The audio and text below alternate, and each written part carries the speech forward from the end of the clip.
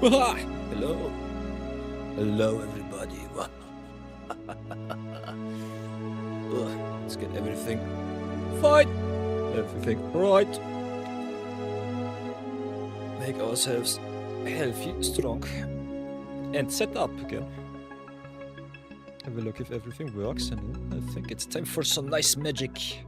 Midweek-Magic is upon us. Seals Altomaro get strong. Merata 42. Subscribe moderator. Gotta love it. Marathon in the house. Mochikyo in the house. So many VIPs. You gotta love it. So yeah, big shoutouts to Stupid Guru once again. I cannot believe that there are people that definitely... No, I cannot believe that there are people that subscribe to my channel. Kinda crazy. Everybody, how are we doing? Mochikyo is busy with work, me too. So I totally get that.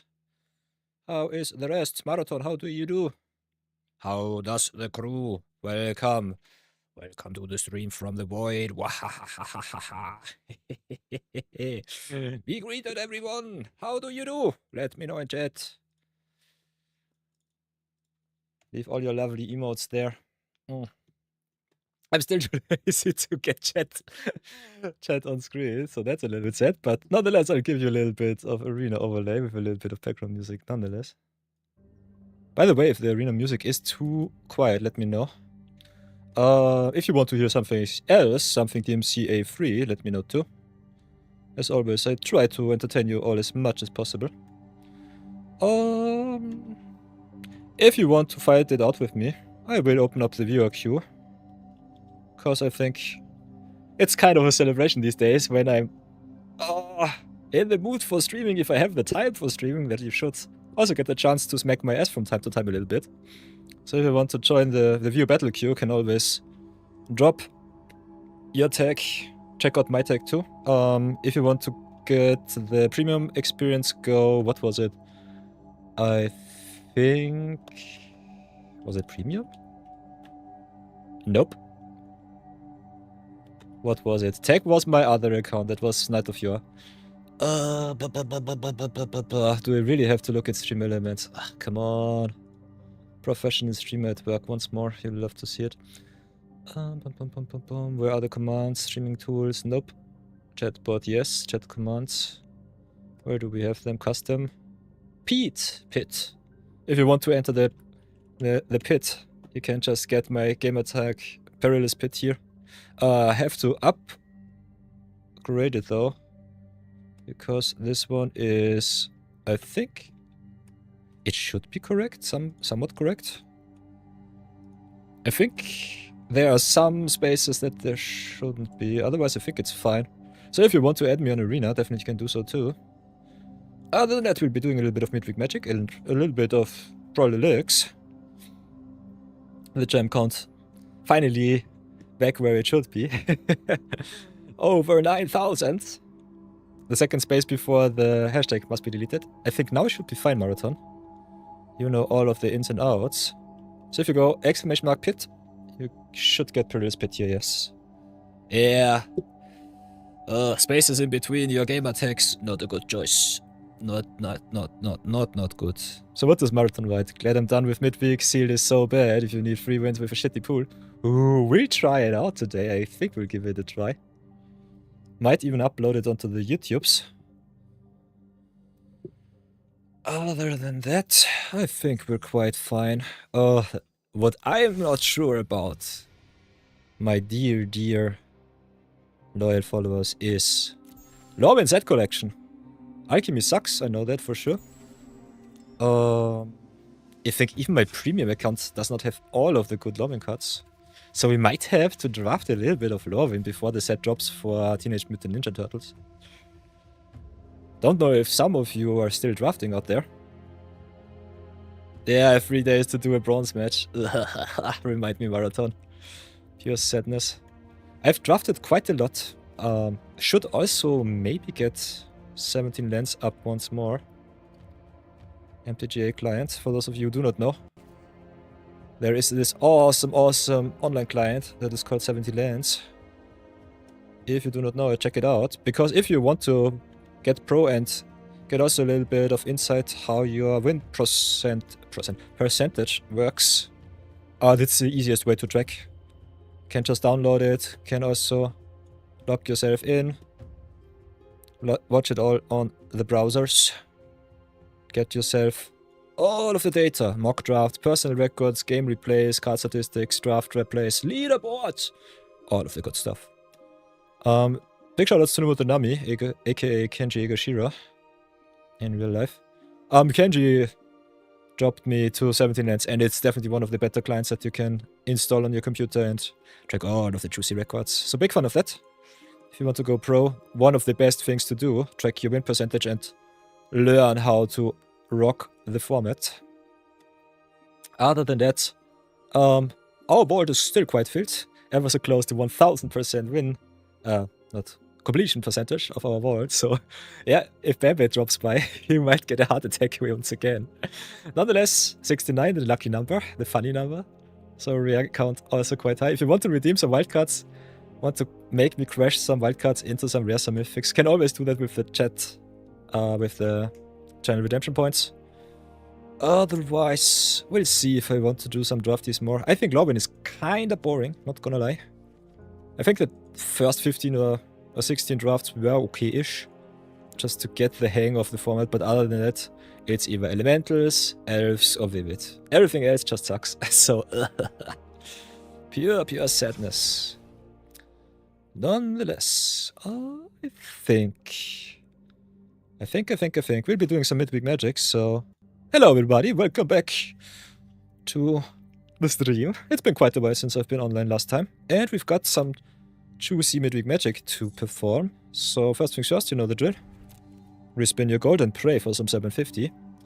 Other than that, go to events and check out what is in progress right now, what is new.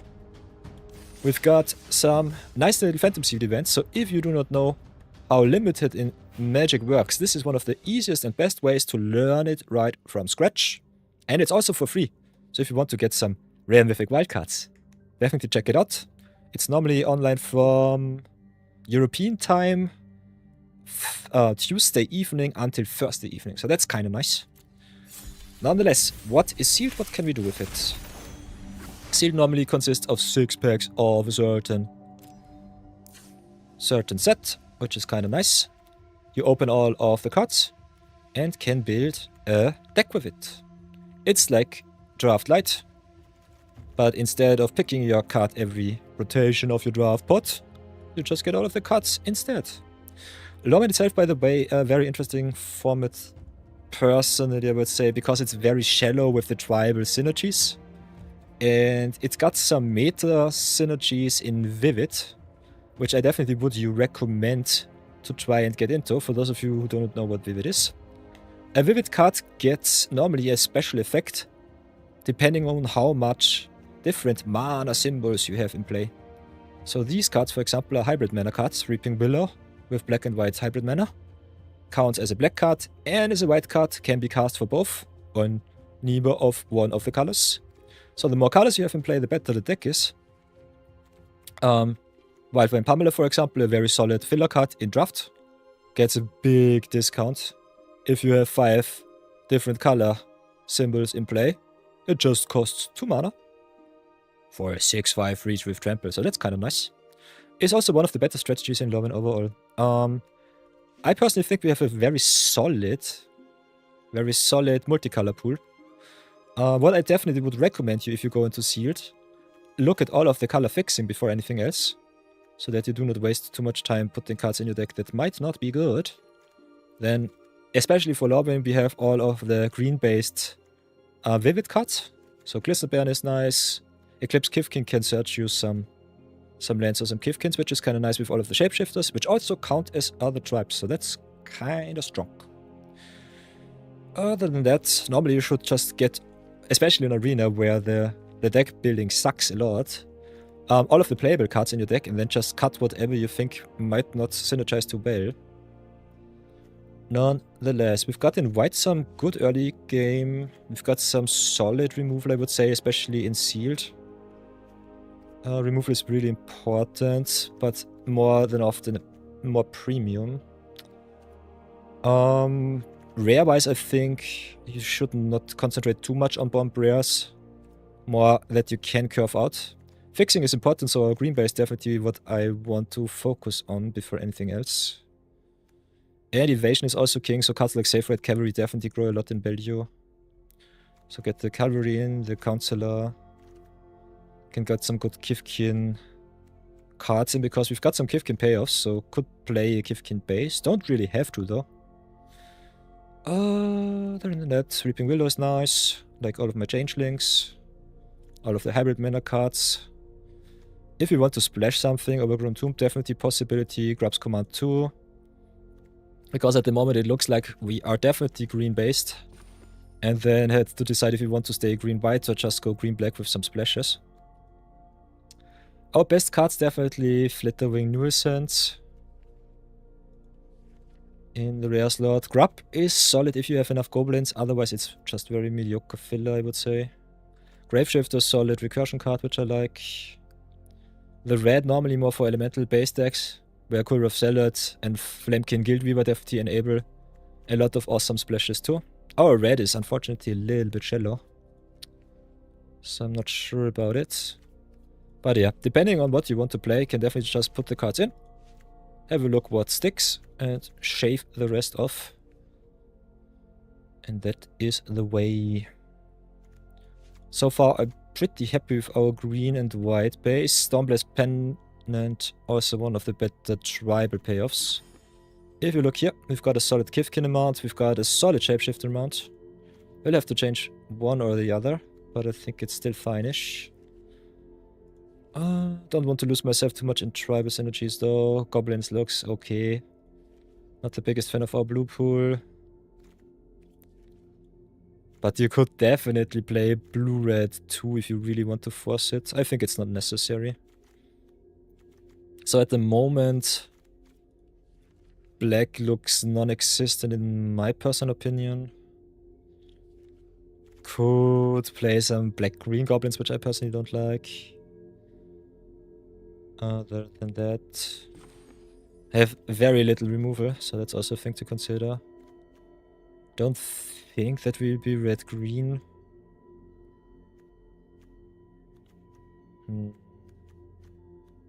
I personally think it might be better to go green-white. Have a look at the distribution here. Type creatures. Oh, they fixed it. Nice. So yeah, before that, if you go type double point creatures, the creatures were on the bottom now, they fixed it and they are back on top, so that's nice. So yeah, we have the choice between going straight up green-white, shaving the worst cards. Could also play some red, which is kind of interesting. But yeah, hybrid mana cards also count as red, so keep that in mind. Because we will definitely play Vivid, I think being green-based is the most important part, which we definitely can. Our main payoffs here are definitely Glisserbean and Wildvine Pamela. Also the Kif Keeper in white, so I would love to be green-white. Could definitely see us play green-red, but I think it's not necessary. So maybe cut the red here just to have a look at it. Kiro can also be a white card, so that's fine. Can also double up your triggered ability, so that's kind of awesome with cards like Glisserbean. Pumping up 2 creatures for a lot of extra power is so good. Other than that, white could also be just a splash if you really wanted to. But I kind of like the white early game, so that's what I really aspire to play. So yeah, cut the Spur here. Maybe keep the Feastling for some extra black. Otherwise I think we're fine. Kifkin amount is also rather solid, so that's good. Normally between 8 to 10 Kifkins should be the way. Could splash for some red-based remover. Especially Grub's command is pretty good. So you could also go red-green, red-green-black. But I think our early white removal might be better than our red removal here. especially in sealed, you can normally play all of the power that you want, so you will more than often get away with some very greedy multicolor lists. Fixing-wise, we only have the Overgrown Tomb and 2 Changeling Wayfinders plus Wickamore. So 4 solid fixing... Nah, I think we have all of the fixing in the world. Never mind me. We've got 2 Great Forest Druids, 2 on 2. So never mind me. We could definitely play 5 color and get away with it if we really want to. I personally don't think it's necessary. Like me the Overgrown Tomb as potential fixing for Feastling and Willow here, so that's a nice potential black extra splash if you want to. So overall, not the biggest fan of green-white, to be really honest. Our list wants to be as aggressive as possible, so I think it's fine. And especially in the Midweek-Magic events, you can play as much as you want, so that's also a thing to consider. So yeah, our card advantage sucks a little bit. Definitely have to shave some creatures. I think Wickamore with the Surveil, really good card selection, so that's nice. And that we have all of the colors represented, so that's fine. Cavalry is just a very good filler card. Watcher 2. So I kind of like our curve out. That direction still sucks though. Could cut the Wonderbrand Preacher. Could maybe cut Wickamore, Druid here. Think Druid more than often just mid. We don't really need the fixing. Can also cut some Kifkits like the very Farmer here. But Farmer also card selection, which I personally kind of like. What are our Kifkin payoffs? Fort with Lieutenant is a payoff, and the Eclipsed Kifkin, so that's fine. How much fixing do we really need? The more the better, I would say. Could definitely shave otherwise, though.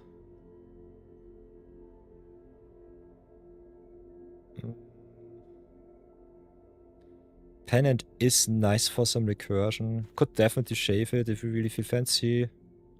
Just try to go with an aggressive Kifkin list. Maybe shave a Farmer.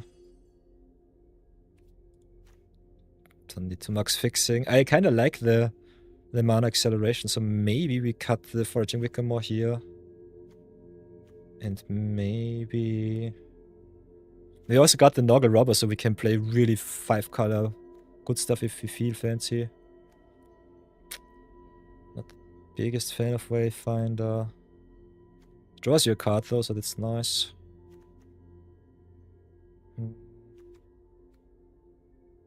So I think maybe we get rid of the Prideful Feast. Yeah, we just cut one of our Kifkins, which I personally don't like. Not at all. Could cut the Reaping Willow, I think it's good. Solid Kifkin Shapeshift amount is important. I personally think we could cut the very Farmer or the Wayfinder. I think we'll go for the Wayfinder. Try it like this. See how the work does. And if it does not perform, we will adapt, because we still have a lot of rares and mythics which we can get into the deck. So never ever feel the need to drop the rares and mythics. If you want to splash some good stuff, can always experiment. So that's one of the reasons why I love mid and sealed events. So let's go to the games, see how the deck does. Play some Magic. Here we go, here we go. So yeah, building a deck in sealed, not the easiest thing to do. But definitely pretty rewarding if you get the gist of it.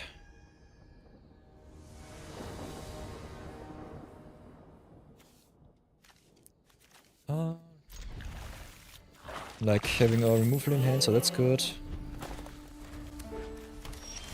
Still debating what kind of extra fixing we could... extra splashes we could get into our deck. But I think they're not too necessary. Big fan of Kifkeeper, by the way. This card can definitely be a very good finisher. So let's smack in first with Kirol.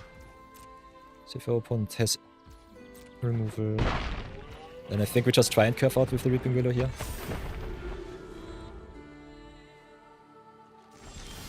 Okay, missing land drops. That's good for us. And just repeat. Oh! We'll not repeat that. Because there we have a trigger. And Kiro can double trigger the abilities. So we stay back. Play the Changeling Wayfinder here. With the trigger on stack, we tap down Wayfinder. Yeah, I could have tapped down the Willow, attack with the Kiro, so I'm stupid. But yeah, we can double the effect here, get 2 lands out of our deck, which is awesome. So this is effectively a 3-mana draw 2. Draw 2 lands, but still. Pretty nice to fin your deck, and yeah. We missed the 3 damage, but that's fine. Our opponent missing the land drop's really bad for them. So that's good.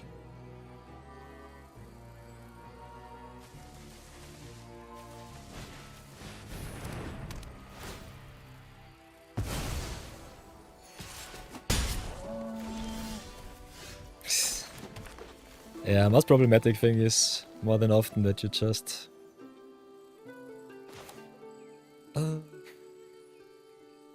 Pyrrhic Strike is one of our precious removal spells, but I kinda want the... Oh, I'm stupid. I think we'll do it different. We're just going and attack, pressure. Keep up the Pyrrhic Strike. Maybe ambush the opponent's card. Cool thing with Pyrrhic Strike is we can blight on our Willow, get more counters, get more stuff back. This sucks. Use 4 damage to tapped creature, so that's sadness. So yeah, the blight does nothing, that's fine. That's unfortunate. But yeah, we'll try and ambush the creature. Superior Strike here, destroy target artifact or enchantment. Liminal hold down, block with the Kiro. Yeah. Nice. There's the concession, sweet. So yeah, not optimally played, but still fine, I would say. First win, and now here comes the juicy part of the Midweek-Magic. For each win, you get 1 rare mythic of any magic set in the whole game, so... Ooh, this time it's Final Fantasy Ultima, sweet. The biggest thing always is if you get a mythic, but nonetheless we are pretty happy with our rares coming by. So that's nice. So let's go again and get ourselves the next rare for free. For free. Oh.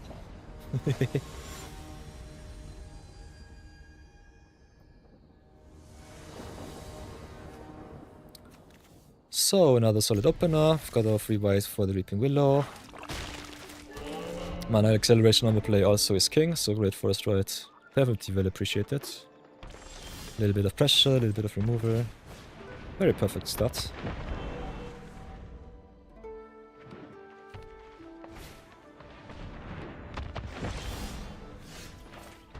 And I would say we just try and curve out a little bit.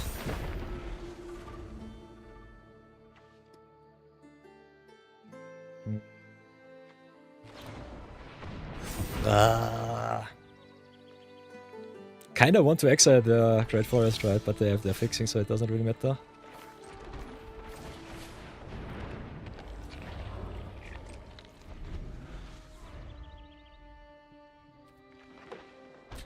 Nonetheless, I think we're in the good spot, so that's fine as is. Ay. So 1, 2, 3, 4, 5, 6. Need 1 extra mana. Ugh. That cavalry definitely has to go, not gonna lie. So play the spiral first. Then go smack in for 2, gain some life. Got also a very nice blight target in the Great Forest Druid, so that's fine. But I think we'll pass for now. See what they do. And if they try and get fancy, we just exile their cavalry here. I wish Shrike's Gift being able to come back also kinda nice for our opponent. Okay, Prisma Bash. That's fine.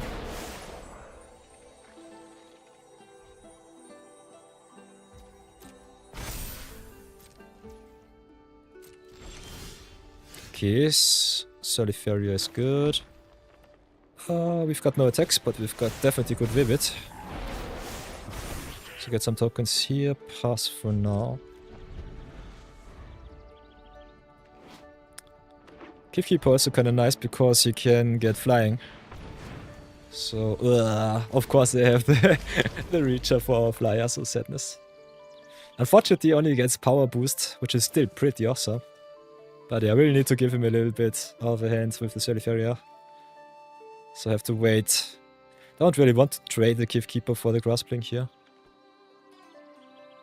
So let's see if our opponent has removal and will punish us. Otherwise, Gift Keeper can activate at instant speed, so it's also doing our opponent's turn, which is nice.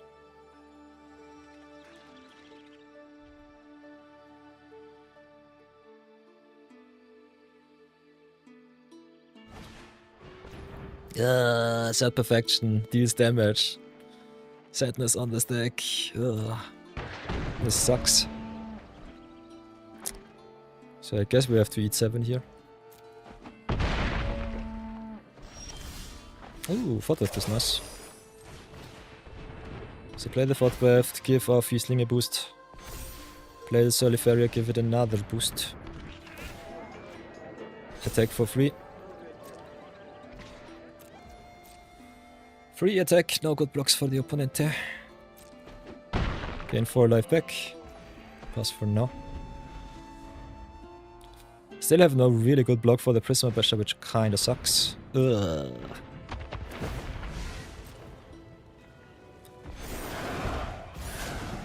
And as soon as they get the Everstrike's gift back, it will be really, really bad for us. This is where you definitely can see the downside of Kifkins. It's solid early game, but Lauren wants to play mid to late game, and this is where the deck definitely falls off. If you don't have the payoffs. So pure sadness. Could try and 4-for-1 myself, but I think it's not worth it.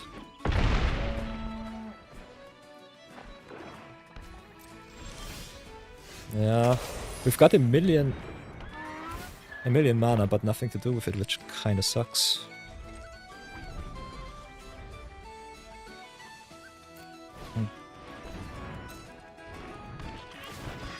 Also, by the way, most of the awesome Vivid payoffs are elementals, so yeah, 5-color elementals is normally one of the best decks in the set, in my personal opinion. We might be also dead against the Fall Knight here. Rather soonish. Because we don't really have any good blocks. How shall we do this? Also, the Black Phone giving them so much card advantage sucks a little bit too much, in my personal opinion.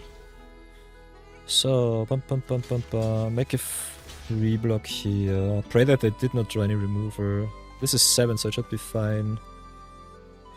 Could drop a token in the Farrier too in front of the Black Fawn. I think it's not really worth it though. We'll definitely have to eat the 7, which sucks. Cause I still think it's not worth it to jump right now. So yeah, try it like this, see what happens. If they are the luckiest persons in the world. They draw their awesome stuff from top.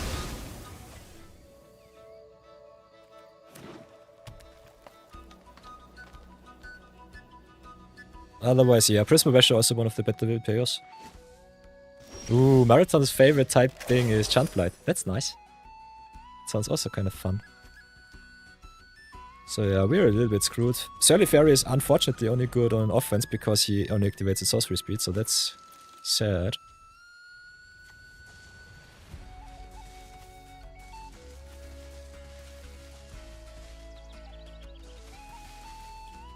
So yeah, what we could try is cut white, maybe go into red. Could also just splash the most awesome removal spells and payoffs that we can find. Because we have so much good fixing, I think it's possible that we can just go 5-color shenanigans. Which I personally would definitely prefer with just playing straight up green-white Kifkins and cry in the corner. So yeah, we'll have to block here somehow. I think the 2-for-1 is still the best thing that I could offer. Could also try and block with the tokens, but the more jumps you have, the better it is, in my personal opinion. Offering all of our values sucks, but we are on the defense right now, so yeah. I think Gift Keeper also our only really evasive creature here in the deck. So yeah, our late game definitely falls off. Glisserbean enables at least some attacks, but oof. I think we might die through the door in here. Also, they have the Everstrike's gift, so... Everstrike's gift, definitely the Stormbreaker. Yeah, there's the Bridget. I will concede to that. That's more than enough value for me. So, let's see what else we can do with this kind of pool.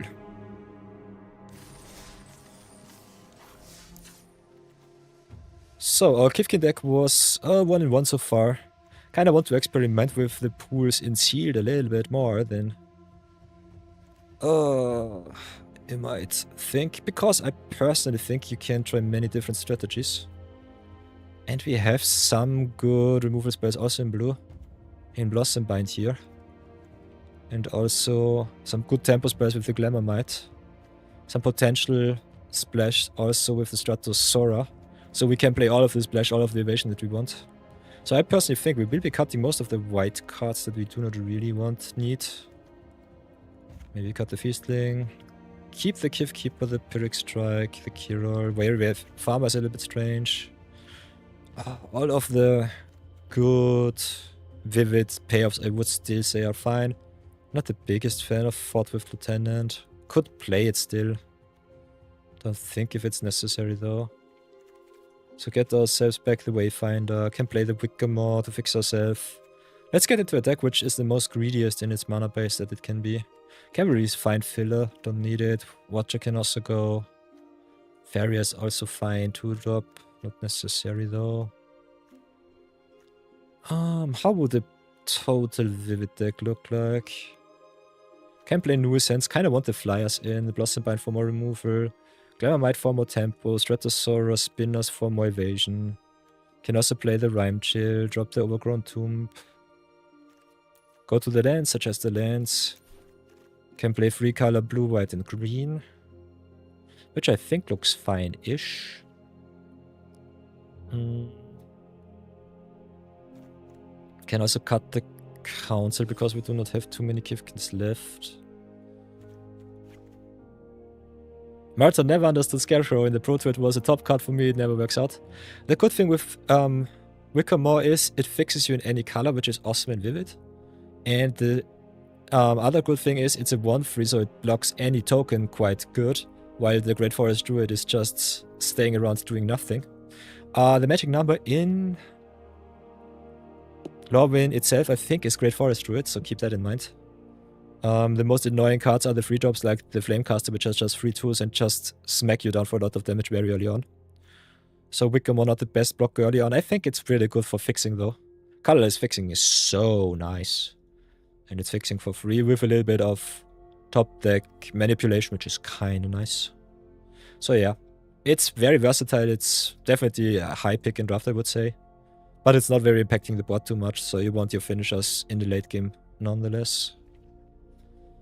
Other than that, I think we don't have too many tribal synergies, if I'm really honest. Could play red for the Tweeze, for the Guild Reaver, for the Salad, to get even more treasures, even more fixing. I personally am a big fan of Battleback Brew, but only in the Blight decks. Could also try cut the green, play maybe Elementals if you feel fancy. I think Elementals are a possibility. So we've got the blue base here, can splash the white for Kif Keeper and co. Got a solid Elemental count, could also get the Summit Sentinels as early 2-drops in. First for Identity is fine. Got the trees as extra removal, got also the Core of Salad for more fixing. So we have Salad, we have Stratosora for more fixing searching. Changeling Wayfinder, which is in my opinion a very bad card, but still fine. Guild Reaver on 4 is okay. Can splash as much white removal as we want. Got still solid vivid plan, I would say. Removal wise, I think it's good. So yeah, with some consideration, I think this could also be kind of nice. We have more removal at our disposal, which is good. We've got the fixing, we've got some tempo. Not the biggest fan of Rhyme Chill. I kind of want more interaction though. Noggle Robber also being a red card is really good here. Kirol double triggering the Noggle Robs, the Glamour Mites, the Summit Sentinel Death Trigger. Kirol is just busted in this list. Big fan of that. I can cut the Pummeler and then I think we should be good again. So yeah, this is our second iteration of the pool, and I think it's kind of nice. This is what you would normally expect from a good draft with the elementals. So this is our next try of this seal pool. 3 color elementals. We're splashing a lot of extra cards in white, so I think the 4 plane's definitely worth it. With so much fixing though, so that I personally think you don't even have to pick it up. The most important colors are definitely blue and red early on. I think our rares and our evasion is definitely way better in this kind of deck. Where Kiv can struggle, this deck flourishes a lot. And with so much fixing it, I think it's nice. As is.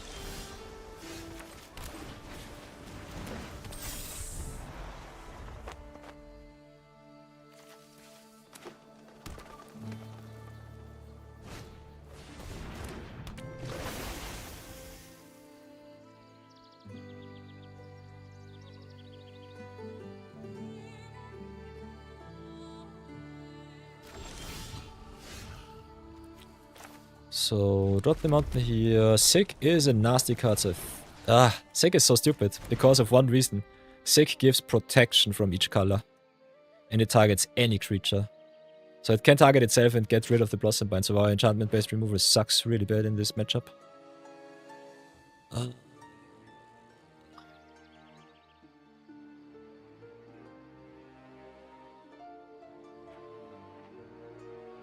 As long as our opponent doesn't know what it does, it's fine. Other than that, let's see how bad it will be.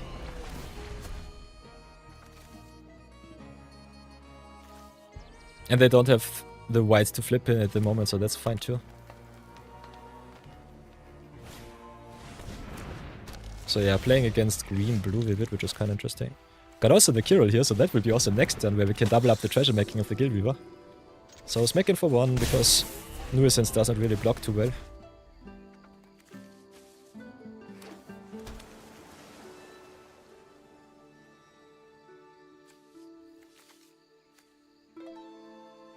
And the funny thing about Kirill is he does not even have to tap himself, so that's awesome. And he can also activate once each turn, so he can activate during your opponent's turn too. If you got an end of turn trigger, so that's nice. So yeah, take the 4, that's fine. Then drop the mountain, and I think we'll drop the Guild Weaver. They only have the Stumbling for pressure, so I guess it's fine. So drop the Guild, with the trigger on stack, tap down Nuisance, and tap down the Kirill, I would say. Then we can use the treasure, drop the Wicker Mod too. Have a look at the top. Tempo is already fine with the Rhyme Chill. We need also the 5th island for the spinner, so that's good.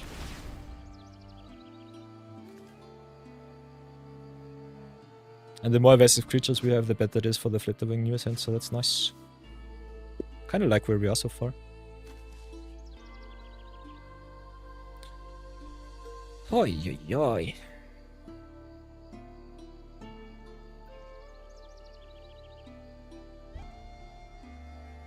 Ooh, Marathon says he won his first homebrew game with Abigail Meatheads. Ooh. Abigail and Meatheads.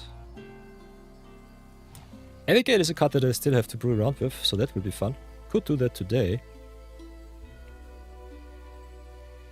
Eloquent first here. Abigail looks nice, especially in a 1v1 setting. But what is Meatheads?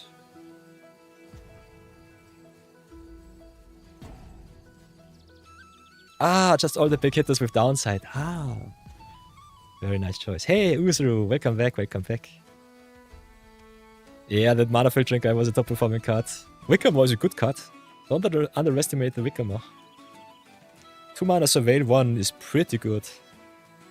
Still a pretty good card. And the fixing on top makes it even better, because Vivid is one of the, if not the best deck in the format. Vivid Elemental is normally the best performing deck, I would say. In best of 1. In best of 3, I think Elves was the best deck, if I remember correctly. But yeah, Lorwyn is a little bit of a strange set. So what else will we do? Kinda like the spinners here. Cannot really attack too well into the Stompling. Could tap down their stuff. Keep them off their fixing.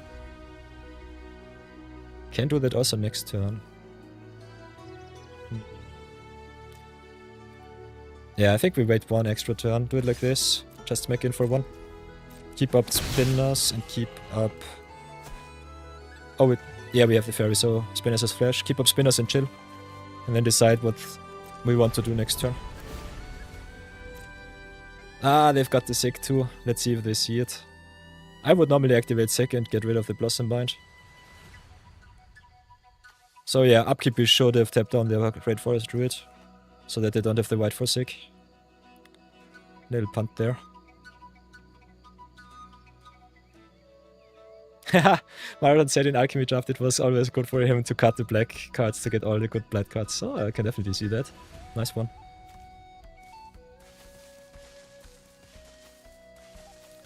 Very, very sweet.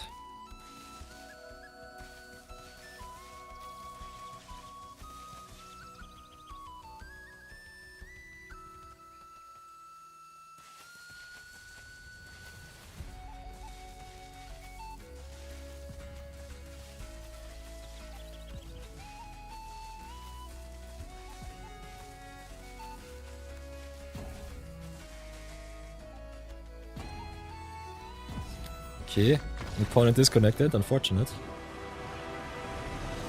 But nonetheless, we'll take the win and see what we get. I think our deck looks nice so far. So, definitely happy with where we are.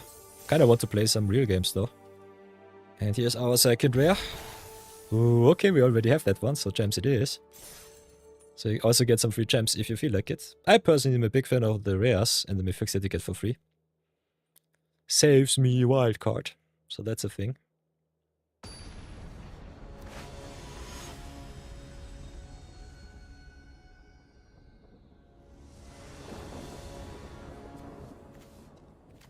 And there's a big problem with our splash. As long as we draw any land, I think we should be fine. If it's white, it's fine. If it's blue, it's good with a Stratosaurus. And the Glamourmate. I think this hand is keepable. Looks a little bit dubious, but yeah. Nogglebobber is double red, so that's nice. If we hit blue, Stratosaurus is fine. If we hit another white, it will be sadness, but otherwise I think it's okay. And because there is no pressure, you can always concede and go for the match where you draw your cards perfectly. So yeah, Spiral here on the Wonder Brine is fine, I would say. Keeps our opponent from getting life. They are green-white, so tapping down the stuff is not what they normally should be doing. Ugh. Us not hitting our land drop sucks though, so I'm not gonna lie. Pretty sad right now.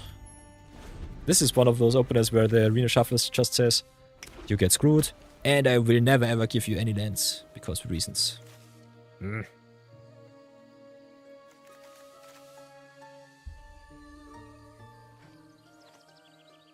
So yeah, sadness on this deck once more. Typical Arena opener. Oy boy.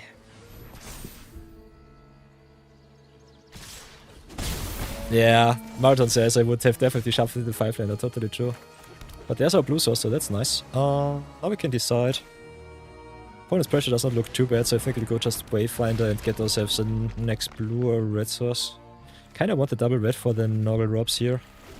To go from 3, 4 into 5 into Stratosaurus. Get all of the treasure and the ramp for the Giftkeeper that we can get. And that is one of the reasons why I'm no big fan of Wayfinder. I love the search the land ability, but 1-2 instead for a 3-drop is so underwhelming. It's so bad. If the opponent has a very aggressive Kifkin or Elemental hand, you're just dead on turn 5 or 6. So this is a very sad defending creature. If it was a 3-mana 2-3 it would be premium, but like this it's just sadness. So yeah, drop Mountain, drop the Noggle Robs. We'll keep the treasure around, I guess, and just play the nuisance here. Could also go for Wicker more, but mana-wise it's the same. Do we have the Salad in our deck? I hope so. Yeah, nice. So yeah, down guard definitely the biggest problem right now for us. We have a double block with the Noggle Rubber, which is kind of nice. So that's at least something.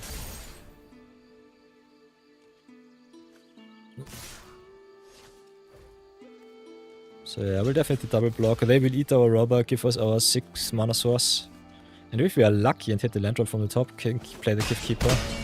Stabilize a little bit more on board.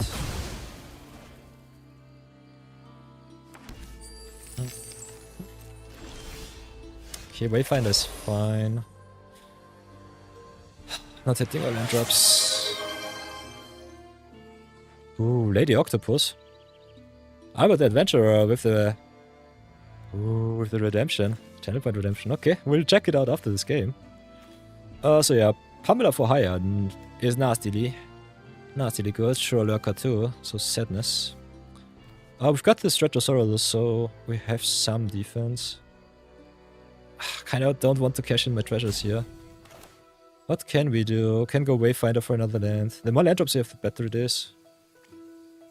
Kinda need some defense though. Got some options. None of them are really good. Could also Spiral into Solitude the Pamela, get rid of all of our treasures and cry in the corner. We have to get our land drops. Sucks as is, but it is what it is.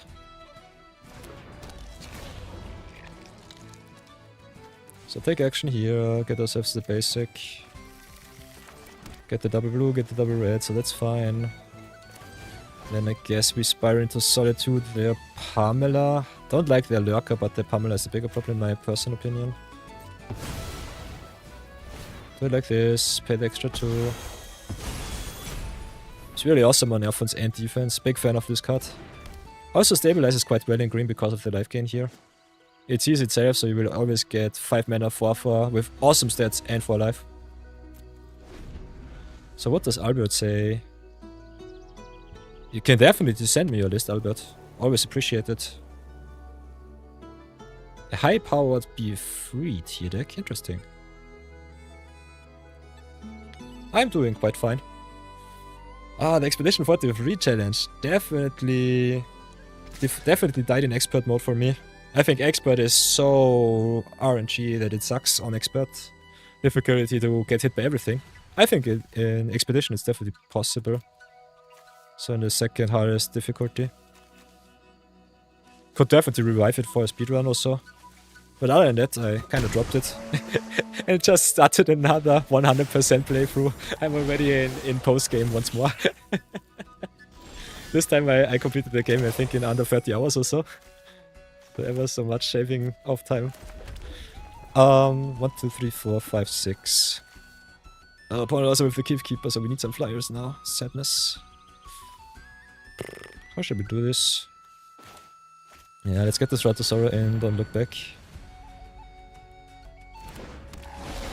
Gift Keeper, big problem for us. They just play question after question after question. So big, yikes. No cards with that name were found. Spider-Man strikes again. What is Merata in Spider-Man language, Marathon? Do you know? Damn, the G-bot is confused.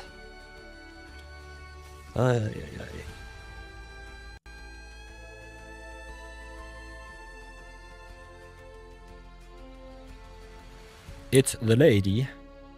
But which lady? Marathon, which lady is it?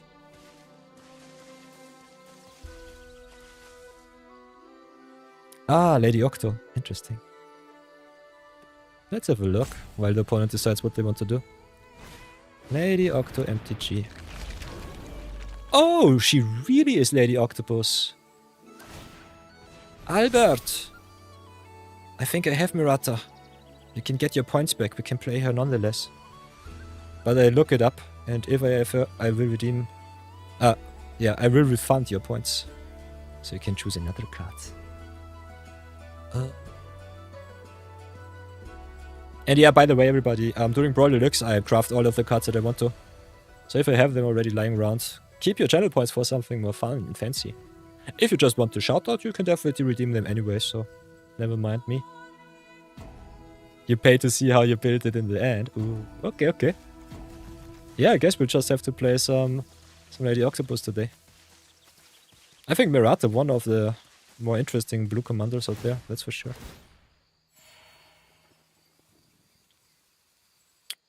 So yeah, we definitely have to block the Kif Keeper. Kinda want to get rid of the Shore Lurks here. Eat all of their 1-1s, that's for sure. So change Link down, Kifkin down. Don't really want to trade with the Kif Keeper here. Could trade. We have to block the Kif Keeper, otherwise I'm dead. So that's a non-negotiable thing. Take the 6. Be sad. Guess this will be my play for now. Drop down to 2. They have a lot of attackers still. And if they have a pump effect, we're just dead, I guess.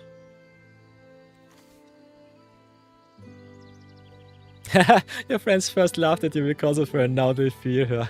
And for you. Very good. Started all with this one CMC commander, shall not for you, and then ended in being your favorite deck. Nice. Very awesome, Albert. Very, very good. The Albert Adventurer Special.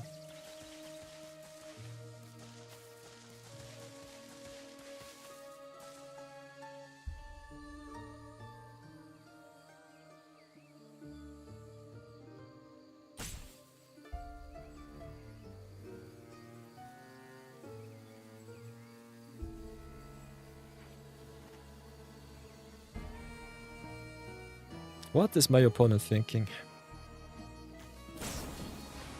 They have the...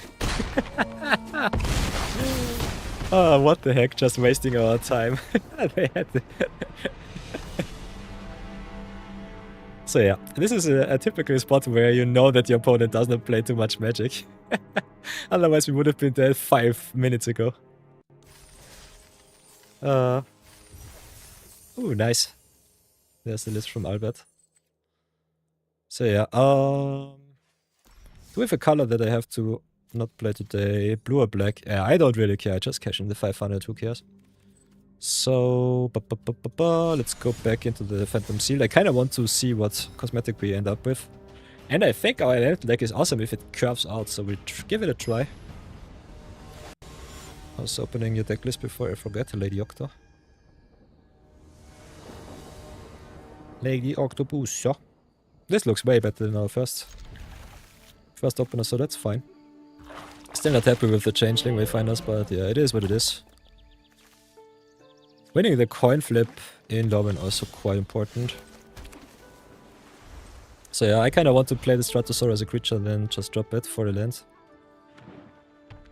Still need another blue for Glisserbeeren. Kinda want the white for Kif Keeper though. So we'll see how this plays out. Still think we go for the extra blue for the Glisserbeeren here. Not going for the fixing might come back to bite me, we'll see though.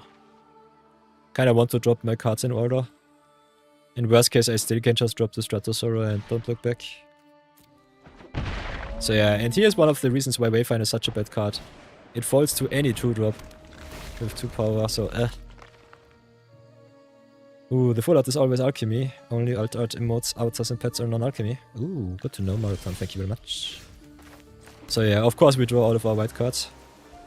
So I guess we just drop the Stratosaur here. Get ourselves the white source. And I guess we get rid of the Solifaria here. Don't want to eat too much damage, and also the activated ability gets locked down with that one, so it's nice. It's Love and Sealed midweek, yeah! I'm playing the Spaghetti Monsters, because this is the perilous pit.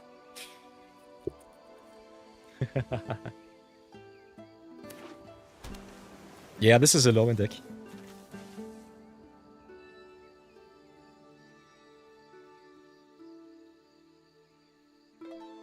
So yeah, maybe go Midweek-Magic sealed.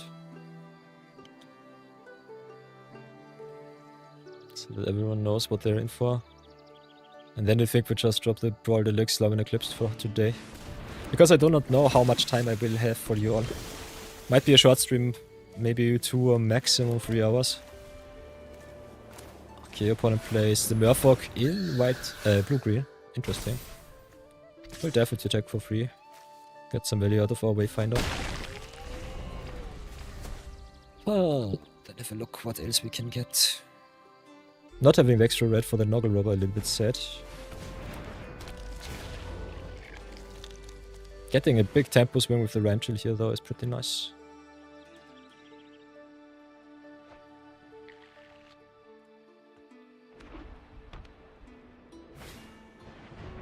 Hahaha, Tam.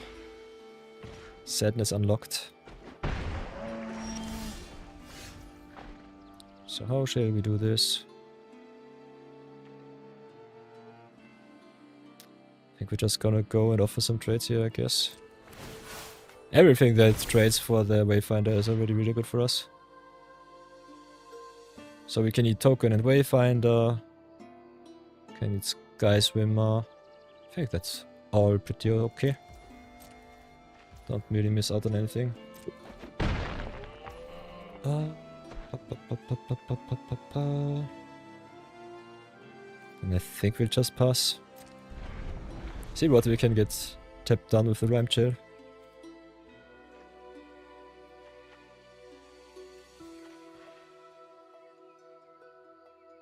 Yeah, definitely check out Midweek-Magic. This is one of the reasons why I'm online today. Because I think it's kind of fun for the community if I'm at least online on Wednesday and maybe Saturday, Sunday too. So I guess this will be my streaming days in the near future for now. Okay, Glisserbeeren sucks on Sky Swimmer, not gonna lie, this is really bad. I get bamboozled once more. I hate it. So yeah, play Ramchill because I kinda want to draw my cards, tap down some of their stuff. Don't think about it. They can give their Changeling Wayfinder colors if they want to keep it untapped. Because it's up to 2 creatures, Ramchill does not fizzle, which is nice. Nonetheless, Tam really sucks. Tam sucks really bad here. So I think we'll do it like this. Play the Noggle Robs. Then play the Spirito Solitudo. Equip the Tam. Go to Combatto. Changing Wayfinder. Smack in for solid 5.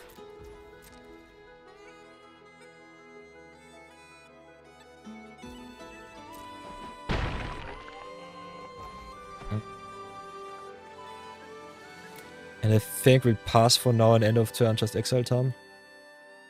Try like that.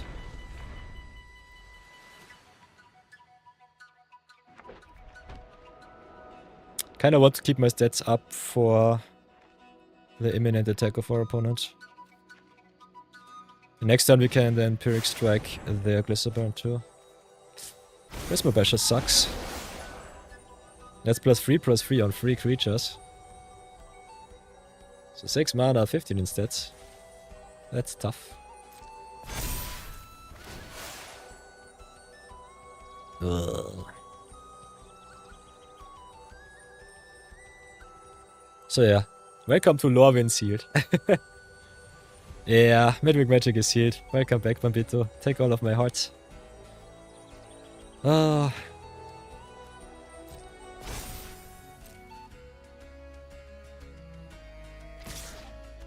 So that sucks. They can definitely right-click attack all if they really want to. I guess we're just dead, if I'm really honest. We have to jump. Big problem is we have to double jump, which is obnoxious.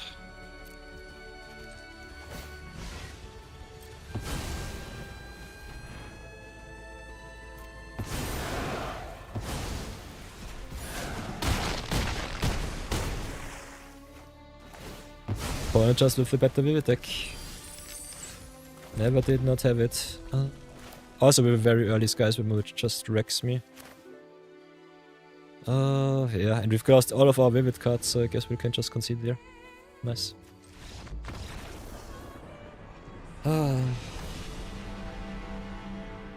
Love an Omni draft. Brownie man, welcome back. A wild wombat. I think we'll give the deck one extra try, but after that, just set.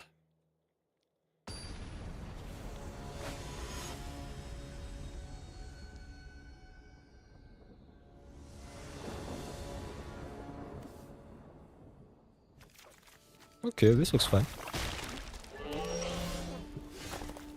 So drop the Islander, drop the Flitterwing. By the way, everybody, I kind of want to keep our Discord a little bit more alive. Or fill it with a little bit more happiness. What kind of content do you want to see on our Discord server? Was thinking about posting maybe a deck list every second day or something like that. We'll definitely upload some videos on YouTube for you too while I'm away. So if you want to see some constructed play, some limited play, let me know too. So that I can adapt my content a little bit more for you all. I think overall I might still be playing some Magic blocks in the future, but will not focus my main content on that. Just as a little heads up. Because next season will be TMNT, and I think Teenage Mutant Ninja Turtles kinda sucks. Don't know if you looked at the spoilers, but the set is as big as Spider-Man, and that was just horrific. We'll be definitely doing a lot of Brawl deck building. I think that's kind of fun. But for YouTube content, it just sucks that they have so much trouble with their IPs. By the way, everybody, do you know? Do they do the same thing like with Spider-Man, where all of the cards have double names, or do they this time really import the Ninja Turtle cards into Arena? Yeah, no blocks from me. Yeah, that was not too much exciting. Totally true. I think the set is pretty horrific. So, don't got a fairy up, all for bad. We go for Downguard here. Just make in for free.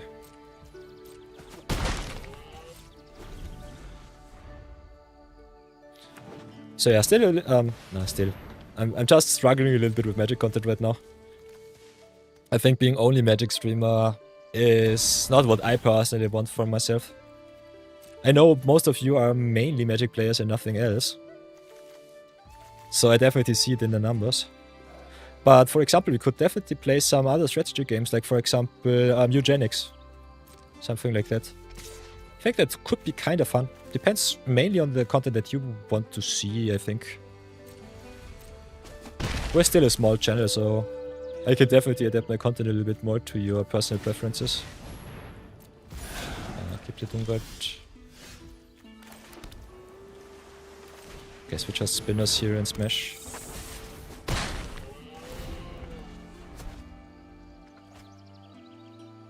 Ooh. We get the real names? Yeah, at least that. At least that. Oh, you can search up the Teenage Mutant Ninja Turtles. Nice. It's not very flavorful, but at least it's something, I guess. Yeah. So, how should we do this? I think we play it like this. Play the Guild Beaver here. Then tap tap. Tap uno, tap dos. Not the best defense-wise, but awesome for getting the Noggle Rubs here. Can also tap down the Fiesling and the other stuff. Just to back in with the spinners, which I kinda like. Oh no! They have something. Sadness. Unfortunate. So yeah, that happens. We don't have the blue after that, so I think we have to Rhyme Chill right now. If I want to play the Rhyme Chill, if I do not, I don't have to. But yeah, let's keep the tempo on our side. Tapped on the stuff, at least for one turn. And also slow roll Rhyme Chill here. Or just play the Noggle Robber for a solid defender, I would say. So many options. Okay, there was an uncommon 2-mana black removal spell that says exile. That card was the most exciting for you. Yeah, getting the real out for this set isn't the positive though. Usru, you're totally right. I think the Ninja Turtles artwork sucks. I think the Spider-Man real-life artwork was awesome, but yeah, the real-life artwork of the Mutant Ninja Turtles looks like the artwork that they did for their arena replacements for Spider-Man. So that's pure sadness that they did there. I don't know what they thought, but it's kinda crazy, not gonna lie. So yeah, we can dump down. Don't really need extra mana though. So I think we leave it as is. Definitely spiral the shield bearer to get a good attack in, I guess. They still have the Farrier, so this is where it becomes a little bit iffy. They have so much life gain, so I'm not sure if we can raise, but I will at least try it. I think that's what we need to do. Bamit says this might be the first set since Spooderman that doesn't shake up standard.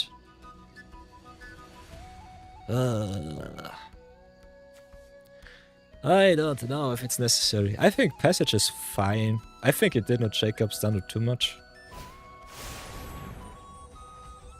If it was more like a Mana Confluence, it could definitely shake up standard more for multicolor decks, but other than that, I think Passage is just a okay card. What did you want? Youngling morphed sneaky comedians. Nice.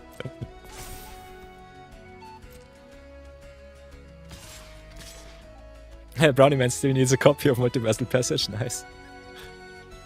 Okay, we ate how much for here? They had the Pamela sadness. Why does our deck suck so much? I don't know. Ugh, of course I only hit land. Hi, bye. So yeah, stop the recording here right now. Don't want too much wasted space on my computer anymore. In the past 6 months, I filled my computer with 1 terabyte and my external hard drive with 4 terabytes to the brim. I only have 1 terabyte of space left. I have to finally edit some videos and delete the rest. I'm recording way too much stuff and do not upload nearly enough to keep my computer that much filled up.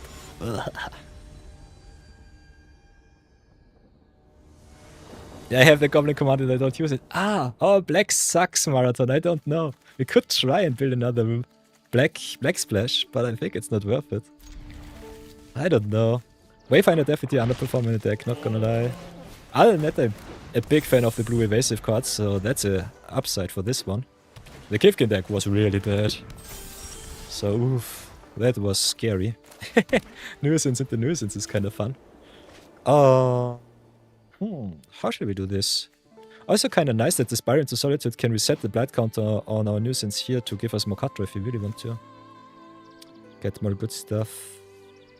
And that I think we just become more and have a look at the top. Don't have to decide right now. Do we want the extra land? I guess not. This time we have enough mana. So pass for now. Depending on what they play on 2. Playing against Merfolk. Sadness. Could have decided what we want to do. Need 2 extra islands for the Glisser Baron here. Have at least some blocks. Yeah, I think we'll have to do it like this. Let's pray that they don't have a mirror as follow-up. Pass for now. So what does my lovely chat say? Brownie Man still has to stick with his A front portal until you get it. Isn't front portal the same card as Passage? Or is there a difference? Let me have a look. Front portal. This portal enters tapped unless you control 2 or fewer lands. Okay, front portal is a worse Passage. Okay, I get it. Otherwise it does exactly the same. And I think it does not cost any life. Okay, Silver Gilmento still sucks. Thanks, Brownie. How shall we do this? Kinda want to draw a card. Could also spiral here first. How should we do this?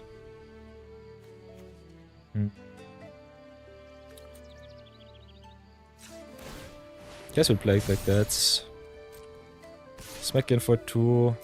Draw a card.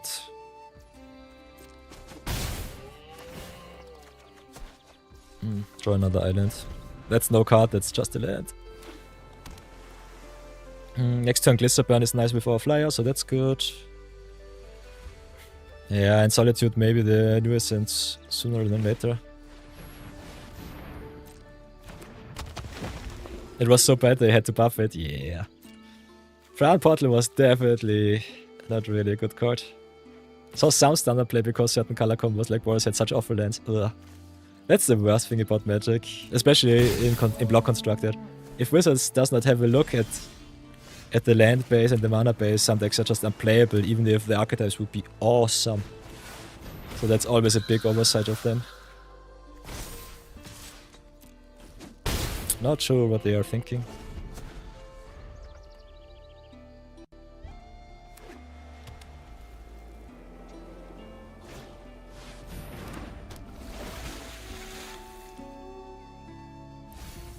So how can I add Twitch chat to OBS? I kinda want to do this today.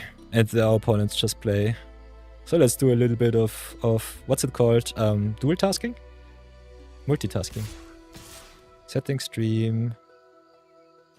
Click view doc, select chat. Doc toolbars.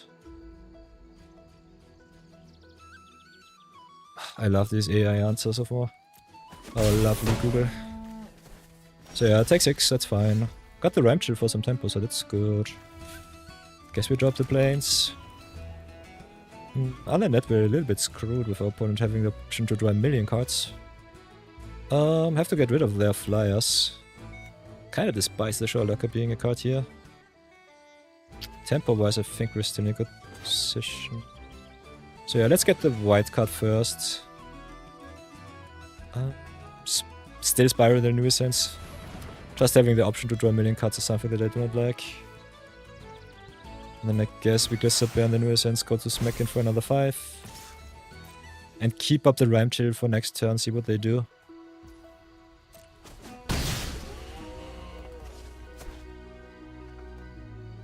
If they feel fancy, activate the new Essence. We can still tap down the cards. Whoops.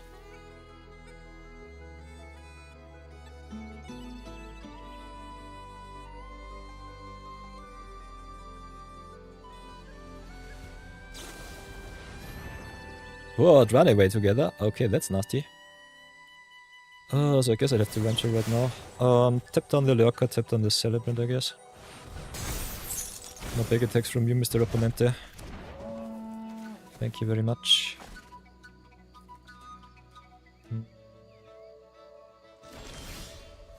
Glycerburn, definitely a lot of pressure on from our side, so that's nice. Yeah, go to Decks. New Sense gets the buff. Smack in for another 5. Pressure as much as possible.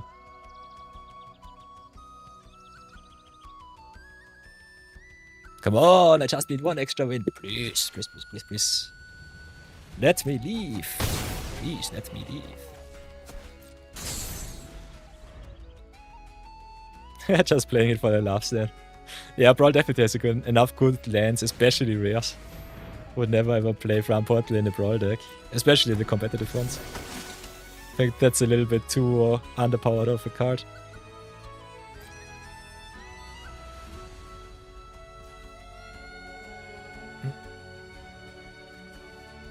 Do I want to get rid of the nuisance? Kinda want the pressure on my nuisance here. What else do we have? 1, 2, 3, 4, 5, 6, 7, 8. I think we can... yeah, we can invest a small amount of good stuff. Just draw another card, don't look back.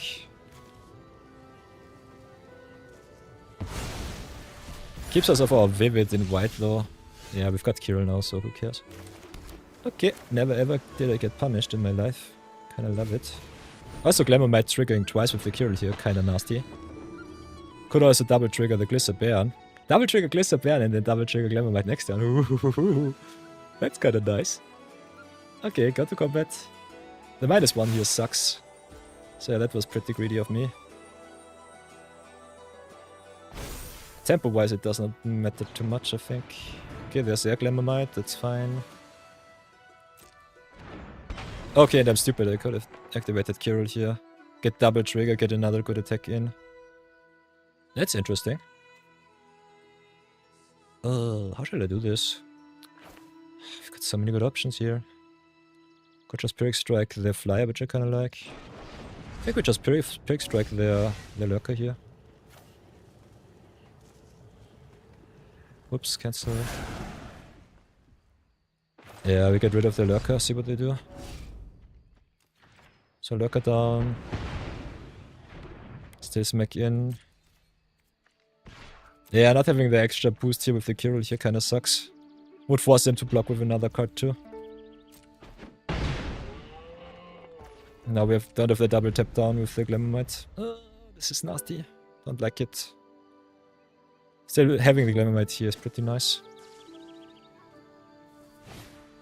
So yeah, I think we're still in a pretty good spot with our Flyer here.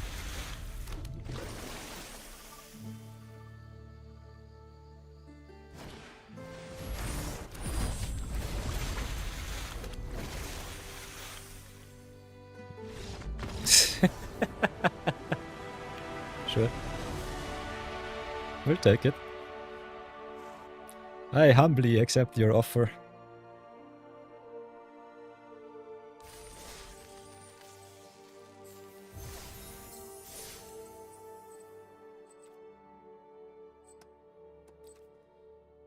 Ah, finally! Echoing Cavern special art.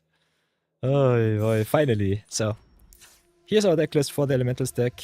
We also played at the beginning a green-white Kifkin Vivid list. What I personally found pretty nice about this one is we had way more removal. We had the Blossom Bind and the Tweeze, which was awesome. More tempo in our Flyers with the Spinners, double Glamour Might. More card draw and card advantage with the Summit Sentinel and the Flitterwing New Essence. So in all, I think our blue cards definitely better than our green cards here. Glister Baron also overperformer, that was always the case though. And I think, yeah, the red is more of a splash. Yeah, not really a splash. It's our main color with blue. The white more of a splash. With 4 white cards I can see us play the planes. We have also so much fixing in Vicamo and Wayfinder. Not really the elemental payoffs that we wanted to, but yeah. I think the deck is fine. Other than that, if you have a look at our Kifkins here, don't really have too much white. The white-green cards were fine. Forest Druid is just a little bit of ramp. But other than that, I kind of think you need some evasion or some late-game potential with some redraws or some big burly creatures. And yeah, the green-white combination just sucks. Grass Command kinda nice, but our black and our red unfortunately not so good. Especially black non-existent, so yeah. Pretty happy overall, so let's go and play some Brawl.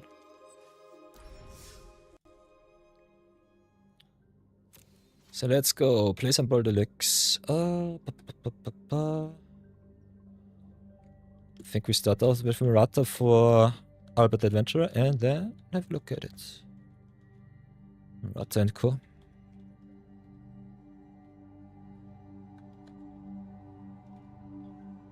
Just do it like this. So what is my lovely chat saying? First things first, I kind of want to finally integrate the chat in my stream. Open OBS, go to settings, go to Twitch, connect, that's done. Click view docs and select chat. I got view and I've got the docs, but I don't have chat, so what the heck?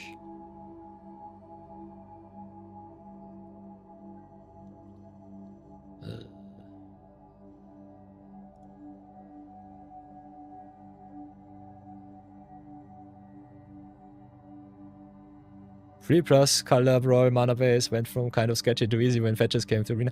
Yeah, fetch and shocks were awesome. So I was a big fan when they introduced the what was it? The first anthology? No, was it the anthology or was it I think it should have been the Anthology because they introduced the Tarkir fetch lands first. And then they got with Modern Horizons 3 also the rest of the fetch lands into Arena. That was the the luckiest and most awesomest of days. Brownieman says, mostly just really old 3-color list that he plays with the front portal. Haven't gone back and fully optimized the mana base. Brownieman, you seem to be a very lazy person from time to time. Am I right with that assumption? But I totally get you. Optimizing, especially Brawl lists, is kinda tough. Kinda tough from time to time, not gonna lie. Yeah. So let's check it out. Go to docs, custom browser docs.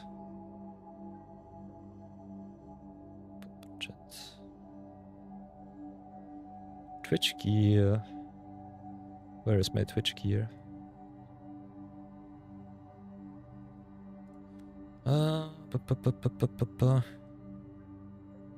Customize.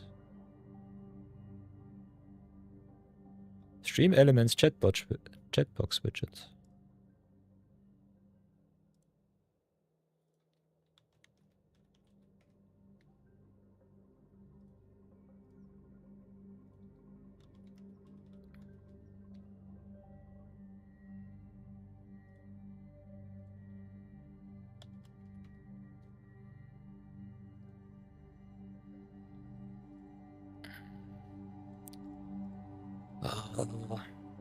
I thought this would go pretty fast, but I'm just old and stupid.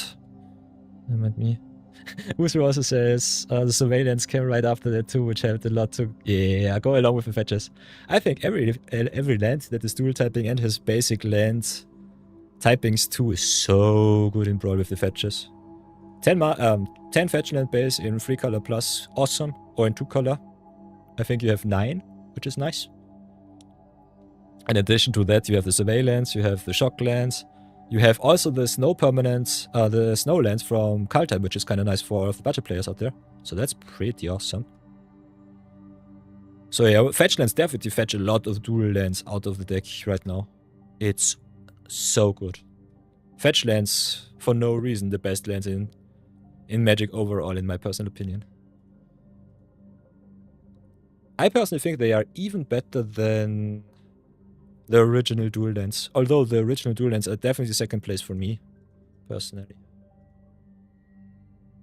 I think being able to fetch whatever color you want is better than just having to dual color typing right from the start without downside. But yeah, that's a personal preference.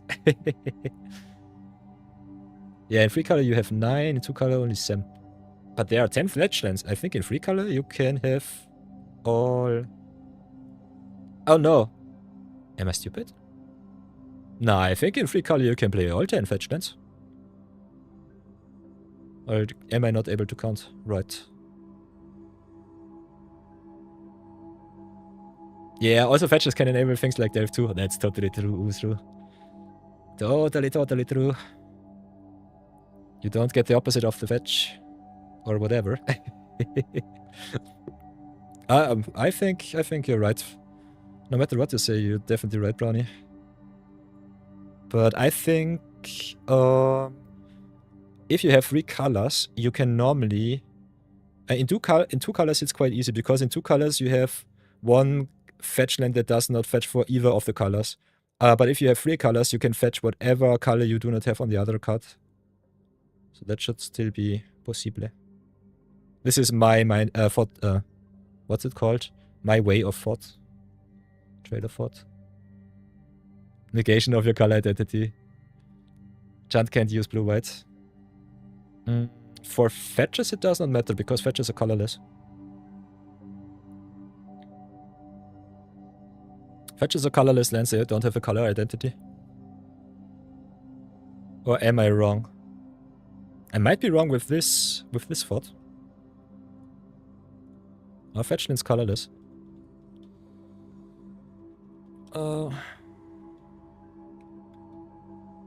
In Commander. Yes, fetch lands are colorless and have no color identity in Commander. They have no mana symbols, so they should be playable in every format. Which is definitely something that I tried out already, because I had some decks where I included fetch lands that did not fetch my colored sources. So that happened. Playing a Scalding Tarn in a deck that does not play either blue or red. You'll love to see it. The perfect way to play Magic. Never ever read your cards. Boys and girls, never ever do that. Just play whatever you want and get surprised when you draw the wrong cards. Yeah, I would also say as you play fetches in almost every deck that wants that quality. Totally true. Totally true.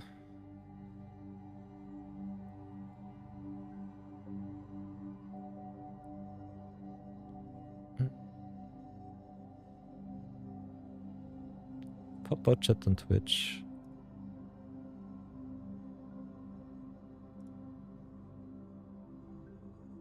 Ah, I think we can do it like this. Give me a second. I think now I have it. Browser source.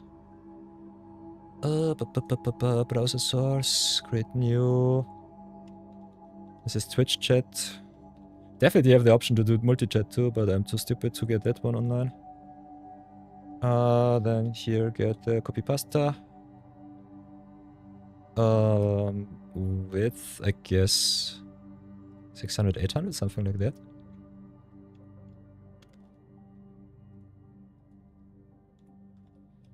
Control audio, use custom frame rate, doesn't matter, shutdown source when not visible.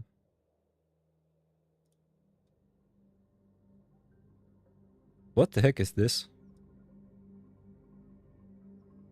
Accept, customize, reject. Oh, what the fudge?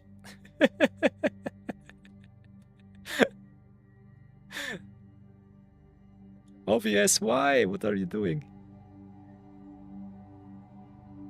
That does not work. At least not how I would want it. Pop-out chat would be nice here. But I cannot click any buttons. Custom cookies taste the best. Totally true. But yeah, this is a browser source on my OBS. I cannot click anything here. So I'm not sure what I'm doing right now. By the way, for everyone, you can go as a streamer right here in your chat settings, go to pop-out chat. Where is it? Where is it? So yeah, can go here, can go pop-out chat and then get the chat out here. Never mind me. This is the wrong one. Here. Go here, show chat. Then can go here, go chat settings and pop-out chat. So this is where you can also get the chat out of the way. Where is it? Where is it? Am I stupid? Yes, I'm stupid today. Never mind me. Pop-out chat. There it is. So that's kind of nice. Oh. Whoops. Get this out of the way. Do you not see my browser source? Ah, there it is. Here. If you go here right away into the chat settings, can go for pause chat as a streamer, or can just go pop-out chat here. So it's kind of fun. Hi, bye. Pure sadness. Pure sadness. Where's my pop-out chat? There it is.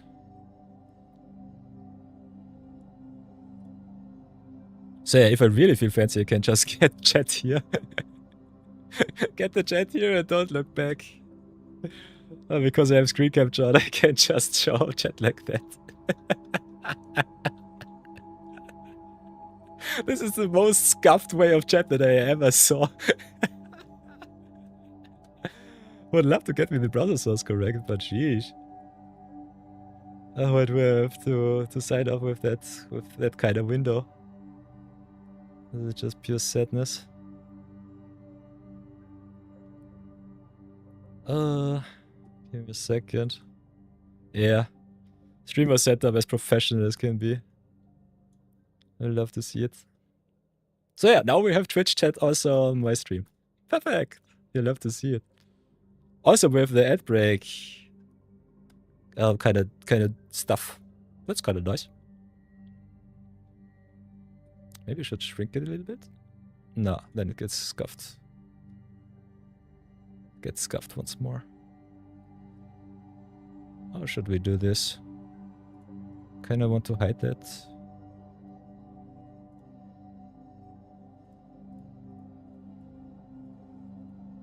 Oh, ad notifications are kind of nice. So yeah, welcome to Pop-Up Chat in Twitch. Also, I can see your chat right here. So if you only have a mono screen setup, this is also kind of nice, everyone. Because you don't need a second screen for that one. You can just hide your OBS in the background and do it like this. So that's kind of nice for all of you who are not blessed with money like me.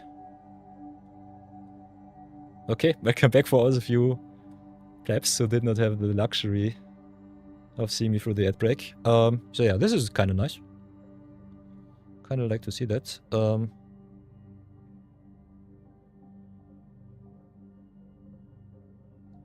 What does Albert say? There are way cleaner ways to do it. Yeah, definitely. Add chat to the stream. Yeah.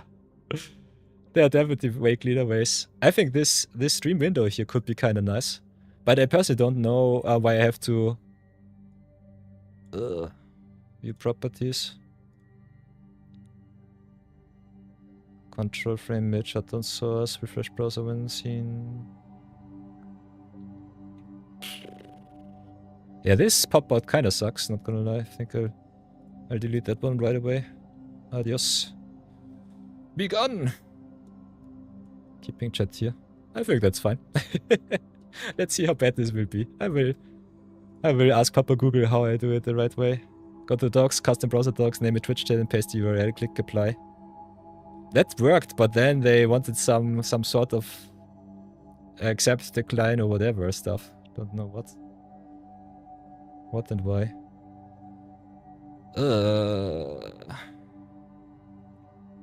Would love just the chat doc. By the way, this is what Google spewed into my face. Gemini AI is so stupid. But it's kind of nice to get at least a little bit of a gist how to do stuff. So yeah, setting stream is kind of fine. Twitch Connect is already on, since otherwise I could not stream. View docs and select chat. There is no chat box in doc select, so what the heck. And then drag and drop the chat doc into your preferred location OBS. Okay, they showed me at least the YouTube video, so that's kind of nice. But I think we'll try it as scuffed as this is right now, because I think it's kind of fun. Don't know if you can reach chat like this. If it's big enough or small enough. How does this look? Oh, I think it looks kind of fine. It looks somewhat fine. Ugh. Oi, oi. So yeah, welcome to the life of a scuffed streamer.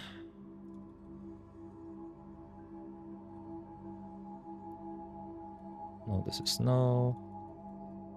Smoothness down maybe. Is this better? Or am I still shiny as hell? Answer is yes. Oh boy.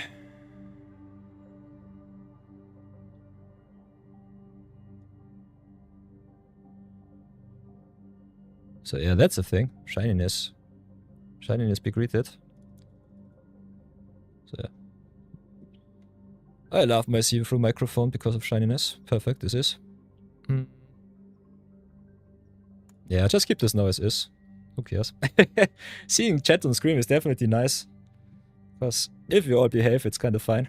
Other than that, I'm normally a little bit scared, but we are civil persons out here, so that's good. Luckily enough, I'm not a big streamer, so I don't have to be scared about that. So if you want to see chat over my head, can definitely do it like this in the future too. Yeah, most people use either Streamlabs or Stream Elements for chat, so that's also a thing of beauty. I'm just too lazy and I don't have the time to look it up. Cost me at least another half hour. The only problem with this setup is because it's screen capture, it's in my gaming experience. I see it, it's in my face. And if I go into the game, the window also goes away, so that does not work. So yeah, sadness achieved. Close that one. Nice little experiment, but I think I'll set it up for next stream. Give myself another half an hour after stream and try to look it up. Because on stream it's just not possible. By the way, big thank you, activity-wise. Off stream, 3 days ago, Alternative Stop.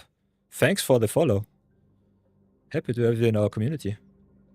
So, we also have some channel points redactions, so get to that before anything else. Power-ups and channel points. Manage the points. Maybe copy that in a new tab. I'm so scuffed today. I love it when everything doesn't work out as it should. So, review quests. I think the only request that we had today is Lady Octopus. Merata for Albert the Adventurer, so we'll get that one done. Mark it as complete. We'll play some Lady Octopus for you today, Albert. That's fine. Other than that, kinda wanted to brew a little bit with low wing commanders around once more. So if you want to see some alchemy cards too, we can do some Brawl Deluxe also for those.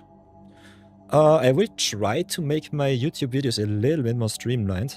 What I've seen so far, most people like to watch the deck building part and then just drop by for a few minutes into the games. So what we could do for the near future is, if you want to see some off-stream YouTube content too, I will be doing some deck building videos on how to build some certain commanders, and maybe offer in a second video some gameplay with some highlights. I think LVD does it a little bit different. He builds the deck before he makes the video and then just streams the gameplay. Depending on what you want to see, I think both ways are fine. What I've seen so far is definitely that 1 hour videos are way too long. I think Magic content can get away with it, but I don't know. I don't know. I personally cannot speak from my personal experience because, yeah, I'm a seasoned veteran. I normally look up some deck lists or get some inspiration, drop by for 5 minutes and just drop the video after that. Don't know how you feel about Magic content on YouTube. LVD definitely... Legend VD definitely makes it kind of fun because he also has the sound effects and the fanfares and the awesome gameplay, so... Yeah. Only the highlight of the games when actually you do the thing. Yeah. It needs to be podcasty for 1 hour videos or commander matches. What a kind of podcasty. Yeah, I do a lot of commentary either way, so it doesn't really make a big difference, I think, content-wise, what I produce or how I comment on the games. Because I kind of want you all, especially if you are disabled and cannot hear or cannot read, to have the option to get also the information even when you cannot have a look at the screen. So I normally comment all of my plays. Yeah, 20 minutes definitely feels like a sweet spot. Yeah, then I will try to get some more short long-form content out there. Do a little bit of editing, get some good games together. So yeah, this will be, by the way, off stream. I will be doing it like Numa Tanami, do some live stream with you all, so that you can have chat banter with me, have a lot of fun. And other than that, I will just do record some videos when I have the time between my company sessions and the streams. I think this might be better. Tried it at the beginning to do both at the same time, but I think it's not worth it. And it definitely diminishes the life experience. And I kind of want to have fun with you all. So that's also a thing of beauty. But yeah, I definitely have to learn the way of the YouTubes. So if you want to see more content from me, let me know in the Discord what you want to see. And I will definitely also do some YouTube content for when I'm not online. So yeah, big thank you to Stupid Guru once again for gifting the 10 subs last week. Still has a very big spot reserved in my heart. The first big gift sub bomb, so that was kind of nice. And other than that, let's brew up some Brawl Deluxe for Albert the Adventurer. Get some Merata going. Mono Blue. How are we looking here? Merata. I think I should have her. On this account, funnily enough, I maxed out Spider-Man, so I've gone infinite with Spider-Man and then just burned a million gems in Lorwyn because Lorwyn draft is something that I could not fathom. Yeah.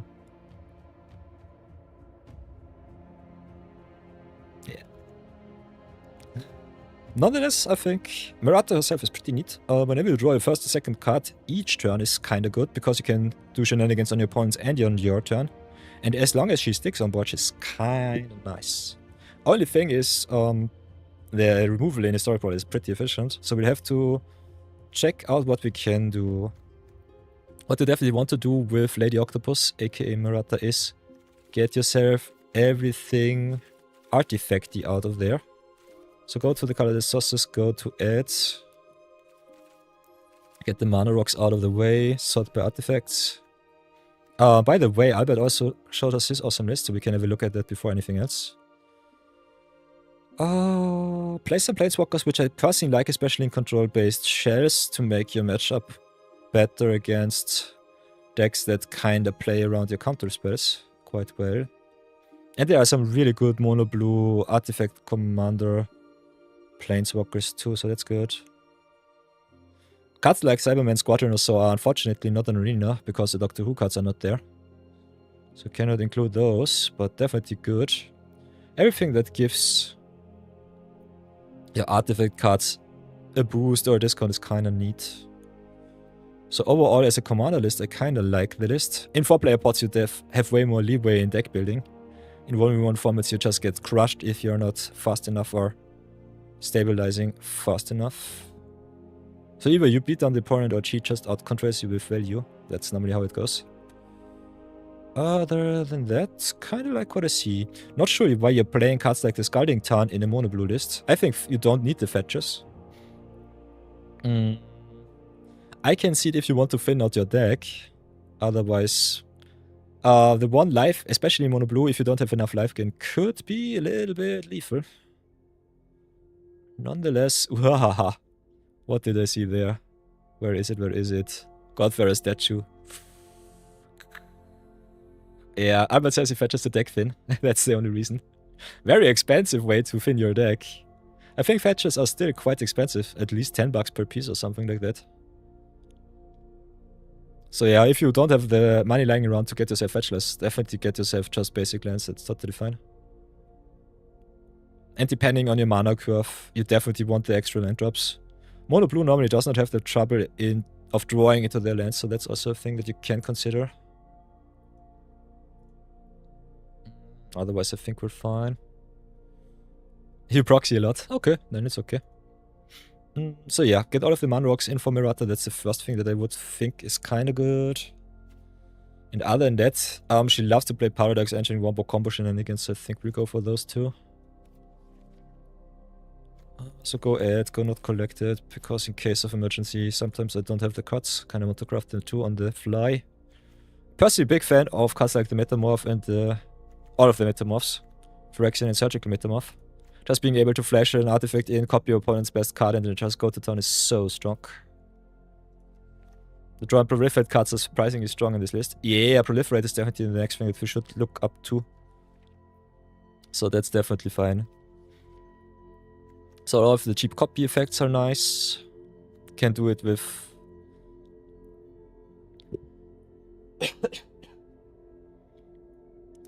could also do some shenanigans with encroaching Microsynth. Make some artifacts out of the cards that are not artifacts yet. So Microsynth Lattice, encroaching Microsynth are something that you could play. Not sure if it's worth it in a 1v1 setting. Merata into Mox Ember on turn 1 is kinda nasty. Mox Opal is an easy out to include. Could play Mox Jasper too, but I don't think that we will have enough dragons in the list. Might be wrong though. Like the versatility with the potential graveyard hate, so that's a thing. You just want to go for extra mana. Could also play cards like Springleaf Drum. Otherwise, Arcane Signet is an easier to include. Cold Steel Heart, all of the 2 mana artifacts. If you have some way to tap down your Howling Mines, could also be kinda nice.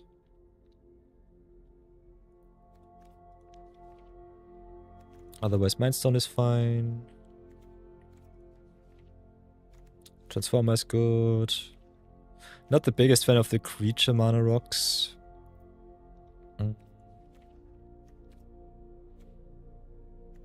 Coalition Relic could be interesting. The 3 mana rocks also not too exciting for me. Depending on how much control you go or how much mid-range you go, cards like Patchwork Banner could still be nice. Or like, for example, the, where was it? The Heraldic Banner. Giving all of your blue cards a boost in power is so nice. Jingle Tex is also mega nice and Quicksilver Emerald to have a backup plan. Yeah. Yeah, no Blightsteel in Arena. We got at least the Darkseid Colossus, so that's something. But no Tinker either way, so... For whatever reason, they printed the cards already because you can play them in Powered Cube, but they are not available for crafting. So that's a little bit sad. Maybe they locked it into the behind the powered cube just so that they can sell the powered cube way better and also to make it a little bit more special. But I kind of would love to play the Mox Nether stuff in regular Historic Brawl. Would make it more CDH, but definitely kind of fun.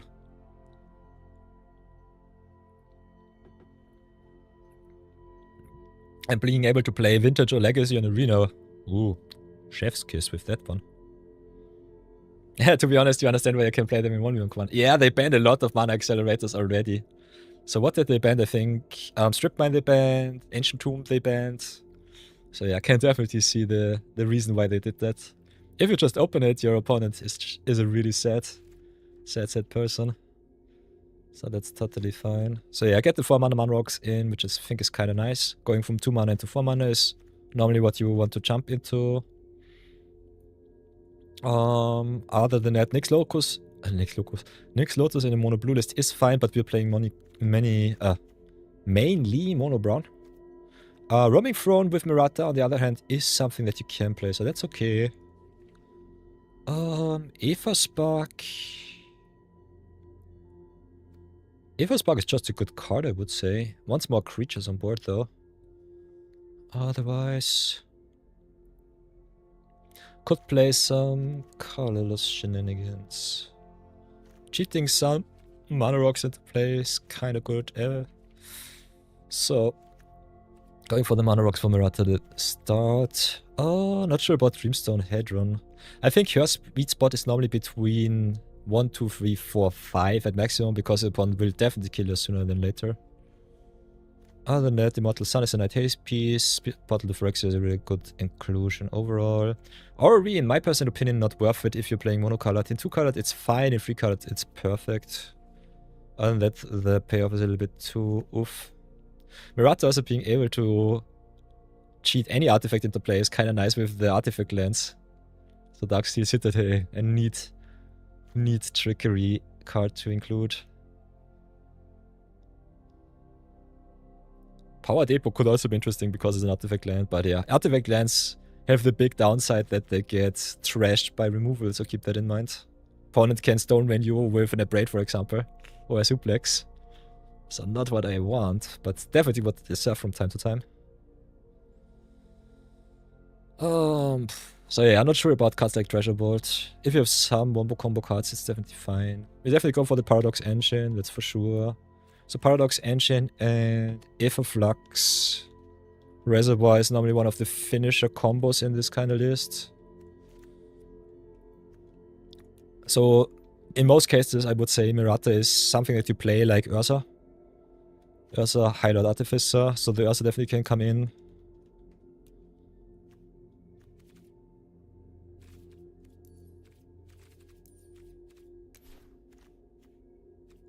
Do we have the other one? Whoa, I don't have any of the Ursas, what the heck? Kinda like the Yoshitaka Mano art, if I'm really honest. But I'm also a sucker for good basic cards. Chat, which Ursa should I craft? Should I craft the Terror or should I craft the base Ursa? You decide. The Lissamal special. The basic one. Oh, Albert wants the basic one. Lissamal forced me to craft Terror on the other one.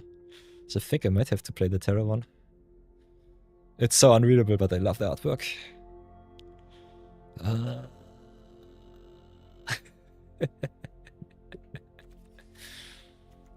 don't know. The Lissamal special. Lissamal redeemed, I have to oblige. So yeah, we'll play the Terror. Although, Albert, I definitely can see you go for the natural Ursa here. Kinda hate it that Wizards just makes us craft all of the cards instead, just giving us the option to choose which artwork we want to play. So, nonetheless, Ursa Lord High Artificer definitely awesome in the list. Could also play Khan Sign of Ursa. Sting Dagger from Lord of the Ring. Yeah, the Glinting Dagger is also in there. Gives your stuff haste. Well, I definitely would recommend you. Totally true, Albert. Good A good shout out for that one. Get yourself the haste equipment. Get the lava spear boots. Get the lightning greaves. Get the swift foot boots. The triumvirate of awesome haste enabler. Usul says those Final Fantasy mono-sheet arts feel out of place on the magic card even if they are nice on their own. Totally true, Usul. This one has been redeemed by less or more, so I cannot play around that one. My channel points, even if they are on Brawl Deluxe, they should be worth their money. Even if you get them for free, you can thank Lissamal for making me craft that one.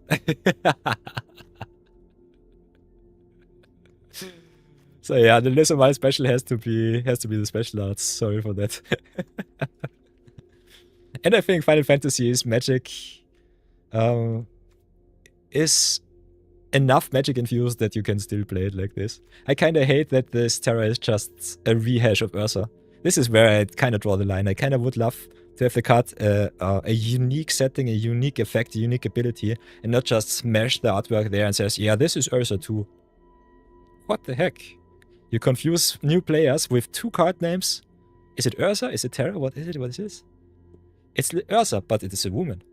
Why? It's the best card in your list because it's untapping on enemy turn. Ooh. We've got this thing. We can definitely play it, Albert.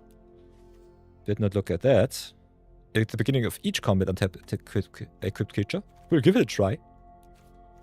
Because I'm brewing it for you. We can definitely... If you have some suggestions, everybody, let me know in chat. This is where I'm here with you all. To have all of the good information. Roaming Throne is also very good in here because it triggers the tutors. Yeah, nice. Totally true. Search cards for artifacts kinda nice in the blues. Mystical Tutor, I'm not sure. I think the tutors are kinda nice, so if you're really feeling fancy, you can craft the tutors, by the way, for uncommon cards. This is what I love. This is what I love so much. So you can get the OG tutor here. Or you can just get the avatar tutor one.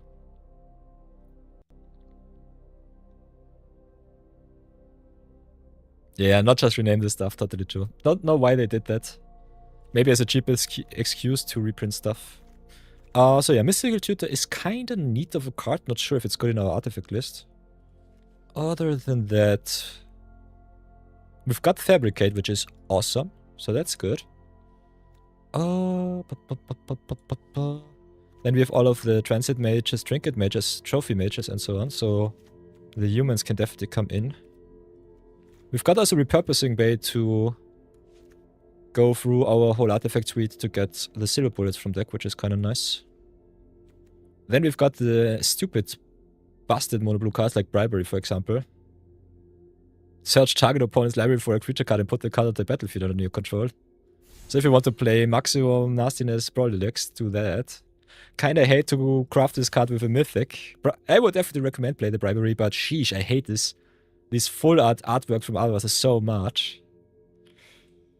Yeah, by the way, Albert, if you did not know, at the start, Wizards made it that you had to do all of this rare cards crafting with the rarity of the card. But after an update, you can also craft the rare cards if they have an uncommon pendant for an uncommon or a common card. So this is awesome for your budget. The same thing is also with Lightning Bolt, for example. Was originally a mystical archive from Strixhaven original. And now they reprinted it as From of the Beacon or something like that in Final Fantasy. And now you can redeem it for an uncommon card. So Lightning Bolt never ever cost 4 rares again. Now it costs only 4 uncommons. And you can craft the rare card too, which is the most awesome part of that. You don't even have to play with the worst artwork. You can just redeem whatever artwork you want. Yeah, a lot of staples like that. Swords of Plowshares, Lightning Bolt, Counterspell, all of the good stuff. So yeah, for us historic players, historic Brawl players, definitely eating good. Eating really good. Kinda love it. So yeah, get all of the tutor effects on the creatures, which makes it so awesome to play mono blue, I would say. Or artifact blue. Other than that, what else do we want? I think One Shitong is just a good card. War of Invention is a really good card.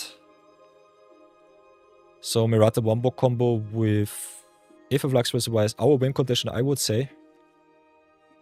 You could play also some hate pieces like Gift of the God Pharaoh or God Pharaoh stuff, the things doodaloo. Especially if you ramp up, I think Eugene's Spirit Eye of the Storm is kind of nice. Also, all of the Eugenes are kind of good because Ineffable gives you a discount on all of your colorless spells, which we mainly have artifacts of. Eye of the Storm's just busted with all of your artifacts that you play and exile your opponent's stuff. So this is our secret commander in here. Spirit Dragon would have been also nice, but yeah, they banned Spirit Dragon, but not the other two Eugenes for whatever reason. Other than that, if you go and look for artifact synergies, just type in artifact in the search bar, and you should get the most out of that. We could play cards like Synthesizer, Lab Ship, not sure about that. Kinda like all of the cheap counter spells, so cards like Strix, Serenade definitely can come in. If you want some form or another of interaction. Definitely have to include River's Rebuke and Cyclonic Rift. This time I will play these stupid cards, because Brawl Deluxe is what it is. With Reality Chip you also have the option to play cards from your top, which is kinda nice if you have Paradox Engine. So Reality Chip is also one of our combo pieces. Thieving Skydiver also kinda nice in CEDH, just yoinking your opponent's awesome mana rocks, kinda good. Not sure how good it is in our list. Other than that, Emery Lock of Lock is awesome. Then Esoteric Duplicator could be interesting. Costs mana though, so I'm not sure about that. There's still definitely some Esoteric Duplicator Wombo combo shenanigans going on too. Yeah. Not all of them are good in 1v1, totally true. Ristic Studies is a nice hate piece. Mystic Remora, I'm not sure. I think Remora is only okay-ish. Waterbending Scroll definitely busted, totally true. So we can get the Scroll in. Waterbend, especially Waterbend overall is kind of nice. We could play Katara too if we really feel fancy. But we're mainly trying to play Sorcery Speed. And I think we have to cast spells, and Merata just cheats into play, so that doesn't work. Other than that, with all of the artifacts, I think Spirit Water Revival could also be kind of busted. Just have infinite hand size until end of game. Also shuffle back all of your stuff that's upon destroyed into deck. Seems kind of okay. Might be more of a win more card, not sure about it. Moon Spirit could also be interesting. Yeah. Lady Octa, so lets you play artifacts at instant speed. Oh, you may cast an artifact spell from your hand without... Ooh, that's interesting. So never ever mind me. Katara could... I hate Katara. I kinda don't want to craft her, but she's busted. Don't look at me, chat. I think Katara is too strong to not play her. Especially Merata cheating stuff into play seems kinda good. We'll try her out. I personally will never ever play her as a commander because I think Mono Blue just sucks. It's so strong and so nasty. If you want to farm wins on Arena, you can definitely just play Smacker. You don't even have to build a deck, a true deck. Just smack Katara into your command zone and enjoy, because 99% of the players will just concede. So yeah, that's a thing of beauty. Yeah, lols. Yeah. So what else?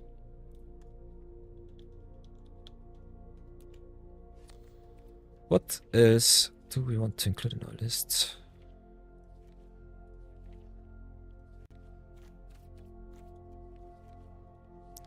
So many good artifacts.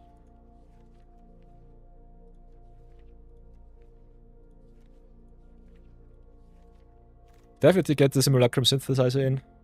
Most important part. Oh, Show and Tell is a little bit hit or miss.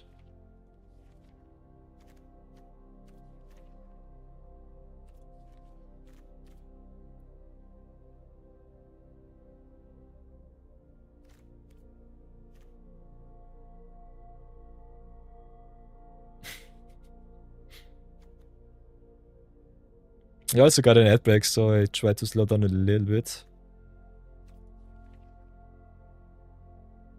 Other than that... Ads are already over for you. Yeah, I hope the ads are kind of short. Yeah, I see the viewers dropping, so that's fine. So ads are over. Now it should be fine once more.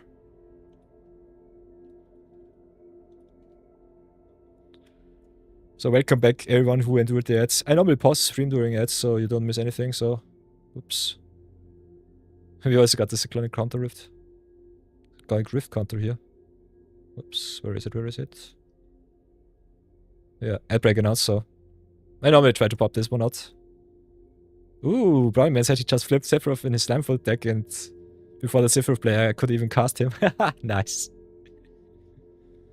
Oh no. Slimefoot and Squeeze kinda busted. Especially the Brownie Mid special. So happy. Happy to hear that. What the heck is this card? Counter up to 4 target space into abilities and tap up to 4 target artifacts and or creatures. What the fudge? This card also looks kinda busted. Looks like a Bone to Ash, which also can untap your creatures. What is this? Yeah, Katara's Reversal. The first time that I read this card too. So that's kinda nasty.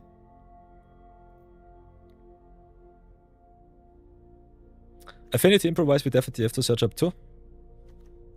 If we want to save our artifacts from harm, I think playing Padim could also be kinda nice. It's also a nice draw engine in mono blue. If you don't want to play too many card draw spells, so that's good. We definitely have to look up some of the better Improvise and Affinity cards.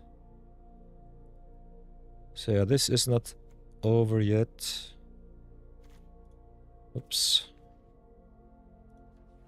What else do we have? Desertion. Counter target spell. When an artifact or creature spell is countered this way, put that card on the battlefield under your control instead of its owner's graveyard. What the fudge? What the fudge are these cards? Don't mind me paying with Gilded Lotus and go mana positive out of it. Yeah, that's what I thought. So Katara's Reversal could be kind of interesting in the artifact deck. To be just as annoying as possible. Desertion definitely also looks kind of nice. Because it plays as one effect, it can yank your opponent's commander. So I think Desertion could be definitely a card that you want to play. I love me all of the yoink cards, so we'll craft that one for a mythic, I guess. Copygen is kind of nuts in here too. Because he cast it with Lady Octo. Ooh. So yeah, we definitely have some options here. Not gonna lie.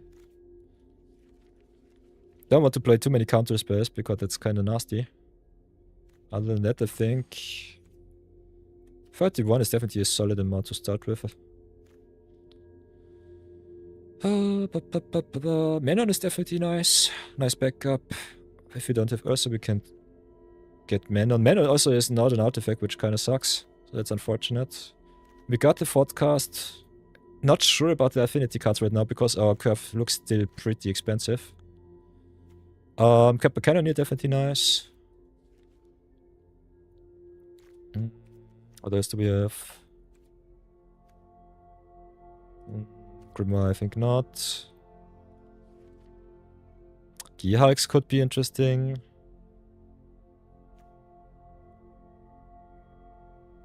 So Heat Djinn of the Lamp could also be a thing, but it's very expensive and does not do too much. Jingitaxias is busted with doubling up our stuff.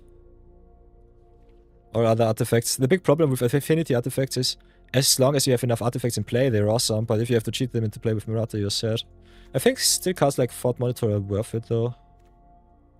Chrome Scale Drake, when this card enters, reveal the top 3 cards of your library, put all artifact cards free this way into your hand and the rest in the grave.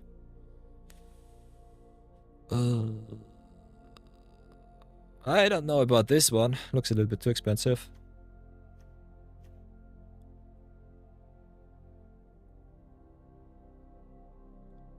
Elder's also quite expensive, but still a fun card. So yeah, Seed of Cyanide and all of the artifact lands are nice. Otawara for the land flop. Uthros, Otawara, Seed of the Cyanide are good. Not sure about the Ceremon artifacts that do not do anything for us. Cards that hate like Torment Script could be good, but I kind of want them to do something. My artifact decks normally do something and not just respond to the opponent's shenanigans. Other than that, we got definitely the One Ring, for example, the Bambit Special, the one. Where is it? Give me the ring, I want him now. Could play cards like Topo Orb. Winter Moon is definitely good. One Ring is awesome. Could try and play a Mind Slaver Lock, not sure about that one though. Then we've got also the Palantir. Palantir is normally an easy out to include. Chin of the Lamp, not a thing. I think Chin of the Lamp is not an arena. Nope. Let's have a look. Ah, he is. So he Chin of the Lamp, yeah. I think he's fine, but the problem is you cannot cheat him into play because he's not an artifact. And you also have to pay for mana, which is way worse in a deck that doesn't ramp too well. We definitely have to get Upheaval in, that's totally true. Upheaval is nice. Returning all permanents to the owner's hand is kind of sweet. Let's get that one in. 69 begun. No nice number anymore for us. So yeah, get the Upheaval in. Then get the River's Rebuke in. Rebuke. Ooh. Then get the Cyclonic in. Ooh, we have more than one. Only the full art here. So yeah, this should show you all how much I play blue on Arena. Especially blue control. Craft 1-1, we have 6-7. Damn it, why? Welcome back, my friend. So yeah, I think Pact of Negation could be interesting. Other than that... Chink attacks, yes. Whenever you cast a non-creature spell with mana value 4, create a draw card. It's kind of nice, especially if you play them for free. Could try that one out. We have the big one too. What else did I miss? Yeah, I did the Brain Rot. Ugh. This is on demand of Albert the Adventurer.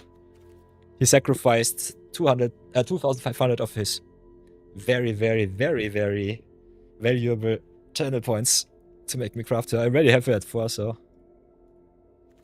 I said, yeah. If you want to see me craft her, I'll do it for you today. Because who knows when I will be online once more. Oh, so much work to do, Bambito. I'm kinda exhausted. Oh, so yeah. Big problem with our list so far is we have two main problems. We want to sweep a little bit, so we've got Cyclonic Rift, River's Rebuke, and we've got the Upheaval, which is nice. Other than that, we need some counter spells or some lose all of your abilities cards, because we need the interaction. So we have a lot of value right now. We've got some plan of winning the game with some searching shenanigans. Got also some nice top bands, so that's kinda okay-ish. So we've got two options. We can either go the counterspell route, get some counterspells in, but if you do not play enough counterspells, it's not good enough, I would say. Frostbite also kind of nice. So if we want to bet the early game, could go for the Frostbite here. Whoops. Inias is also a blue chin, but she's hybrid mana. Yeah, that's sadness. Marathon also wants his Wash Away in. Wash Away is such a nasty card. So yeah, for early game, I think Wash Away is nice. Then you've got Stern Scalding, which is fine. Then you also have the Spike, which I think is okay if the opponent doesn't expect it. More for early game card, but still okay. Can try it with this. Merata for Albert. Other than that, I think we try it out, play some games. I think we were over half an hour already in our deck building section here. So let's play some Merata. See how that works out for us. Do I run the improvised artifact? I know what you mean. Answer is nope at the moment. Big problem is we are already so full with our list, so I'm not sure what we should cut. Or not. Because I want my land drops at least at 40, so that's a thing. Could also get some more utility lands in, but I'm a little bit too lazy. Other than that... So if you have a look at Improvise, because Brownie Man said it before. We've also got cards like Mechanic Rebuke, which are definitely fine. I can play Aqua of Innovation. I think this is one of the decks where Aqua definitely shines a lot. Could play Inspiring Statuary, but it only targets non-artifact spells, so that does only work in 18% of our play. So not sure about that one. Then we've got the Affinity cards. Podcast is definitely a possibility. Could play Memory Guardian and co. Not sure about it besides Fort Monitor, if I'm really honest. I think they're fine, but they don't really impact the board. Don't have any late game staying power. Oops. So I think the only Affinity card that I would include into the deck might be maybe Forecast too. Aqua is almost never a relevant card, but the cost to run it here is almost zero. That's totally true. That is totally fine. But I think I will try it without it. I think our deck has other problems. We'll see how bad it is. The main problem so far is that our deck does not play any remover, which is normally the main problem, I would say. So if you want to play as competitive as possible... Whoops, that's the wrong one. I personally would recommend play Merata maybe with all of the lose your abilities enchantments. Some counter spells. And just play the Paradox Engine and the Flux Reservoir combo. But yeah, we'll see how it works. Play some games. And then build the best Merata deck that we can do on Arena. This seems pretty far your list, so looking forward to this. I think the interaction still sucks, but the interaction is always that's kind of part of the deck that I include at the very last, and I should do it, I think, with deck building. So this is a little bit of a problem with my personal deck building style. Kind of want to go fast, combo fast, and then maybe have to answer some cards from the opponent. Our big problem is here definitely life gain. So racing mono red pretty tough. And on the other hand, value as always. We happy with this kind of hand. Scroll draws, Simulacrum pretty good with the big stuff like the Fort Monitor. I think we'll try it. We've got Merata on 1, Scroll on 2, Sympathizer on 3. As long as I don't shock her down, it should be fine. And we have player removal as interaction is your argument. In a reactive list, I don't know. But definitely see your train of thought here. So yeah, go with the Water Vending Scroll. Phyrexian Arena with a little bit of a slower fuse.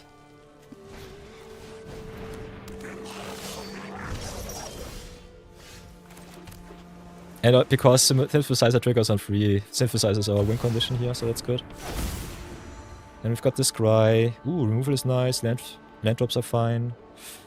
Oh, do we need the extra land drop? I think not. Kinda want to hit interaction here. We will win before running out of cards. Merata knows the way of the mono blue. How am I planning to draw cards? That's a big question. But yeah, as long as I don't have another Braid effect, we should be at least somewhat fine. Cough Ultimate is definitely a problem here. So how should we do this? What can we do? Kind of want to play Merata again, but I think curving out the 2 artifacts is more important. Get some big boys online that they cannot remove. I don't need the islands. Let's see if they want to mill. Ooh, reality chip sucks. That's unfortunate. We have the high ground. Yeah, okay, of course you have it. They have also the jump block. Rift costs 7. Ugh. Cough. Not gonna lie, might kill me here. They only need to drop 5 lands? 4 lands? So them dropping Koff on 4 on the play, kinda nasty.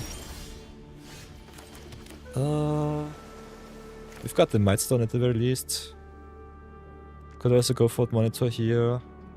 We got also Cyclonic Rift, so we can bounce their Koff back, which is kinda nice. This sucks. I guess we'll have to go Rift. Kinda don't want to deal with the Koff here. Especially not with the ultimate. Play the Merata, pass for now. Engine is nice. Keep engine on top.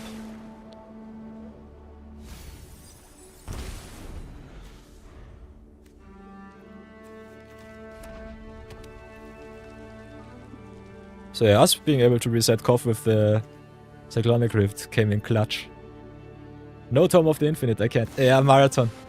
You're totally right. I have to include even more power.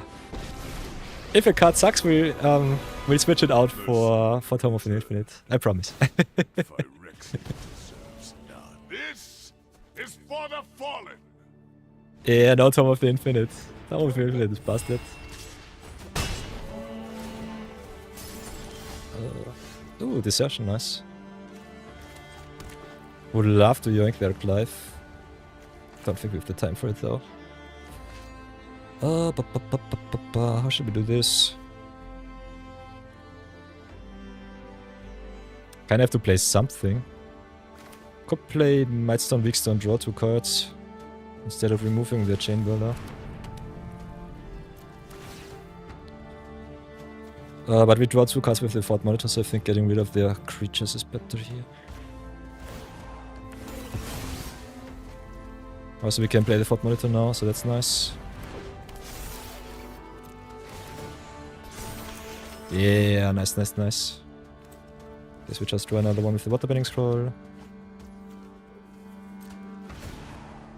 Yeah, Mono Red is kinda our natural enemy, totally true. So yeah, I get the Sting, I would say. Sting is fine. And if they mill us, they just get ever so close to death. What the heck? We scryed 1 island down and still made another 2. Sheesh. Pure sadness.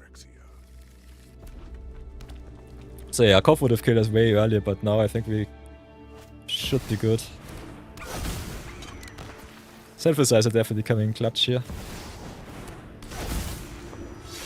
Them drawing 9 cards is kinda nasty. Ay ay ay. So I'm not sure about the Desertion. I think this card is nice, but we kinda want to, for whatever reason, tap out every turn. Because if our opponent plays removal.deck, we just said. Your playgroup always tends to run a Cranko deck if you're playing this because you make this the only answer to it. Nice. AKA Tome of Always make the card that gives you double strike. Tome of the Infinite, nice. You only have a 0-2 on board. Oy boy.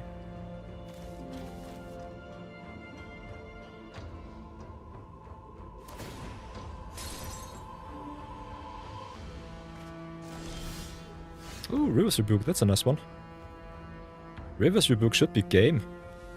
This is 14, yeah, 16, this is game. Oh, yeah. Guess we just play the dumb magic cards and win. Oh! Target player? Nah.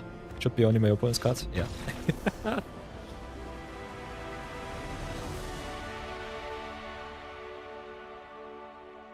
So yeah, Brawl Records. Brawl Deluxe. Ooh. The last Brawl Deluxe that we played was in February 20th, so oof, sheesh. 25. Providence of Night. Merata. For Albert.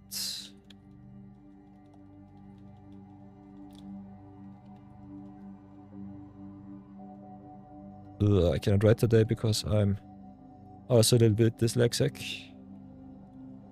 So 1 and 0. One with 2 of the best cards in all of the Magica. Run and chill. Chuck, chuck, chuck, chuck, chuck. Do it like this, do it like that. Bloodfound failed. Nice. So, what does my lovely chat say? Days are dead. Marathon. Surprised they don't play in Linvala. Yeah, Linvala is pretty good. For those of you who don't know her, there are 2 Linvalas, so you have to be a little bit more specific. Oh, there are even 3 Linvalas. 4 Linvalas, never mind me. I think you meant Keeper of Silence here. Activated abilities of creatures your opponent controls can be activated. Or did you mean another one, Brownie? Keeper of Silence, Shield of Sealgate, and the Preserver. Oh, the other one I think is Drown and Linvala, not the Richer. That's evil. Yeah, 2 Linvalas with the relevant effect. So it does not even matter too much. So yeah, let's go and play some more games. For Albert! So yeah, our deck tends to tap out a little bit too much, so I think we could even shave more counter spells. Get more sorcery speed interaction, goodness in. Did not encounter any control decks so far, but yeah, this was just our first game today.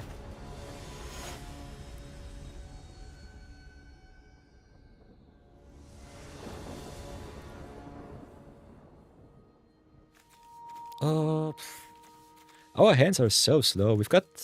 Yeah, the cool thing with Merata especially is you can just play her on turn 1, so... As long as I have a 2-drop, yeah.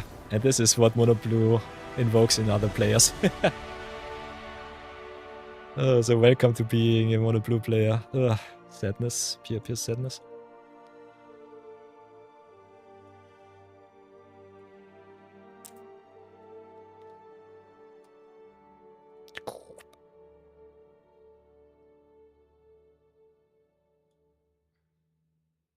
By the way, should I do this like this? So that you have the records everywhere. Kinda want it at the right. I think it's not even necessary. We'll see. Yeah, pure joy we grow because their tears water our plants. Ooh. The saltiest of tears. I would not water my plants with salty tears. Because plants are not too well adjusted to sodium. Sodium kills plants. So never ever salt your plants, my friends. At least not with sodium salts. With kalium salts you can do it. The biologist sends his regards.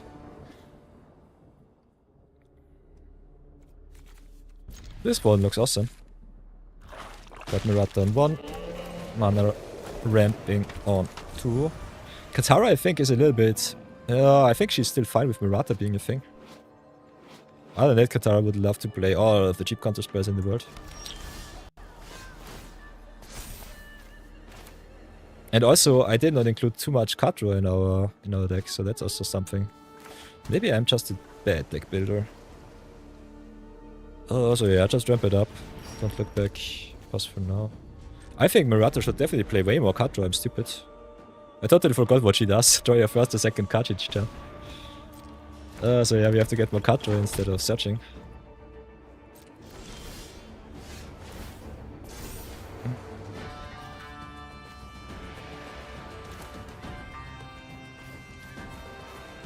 We might also die to leave a lockout on turn 3 or turn 4.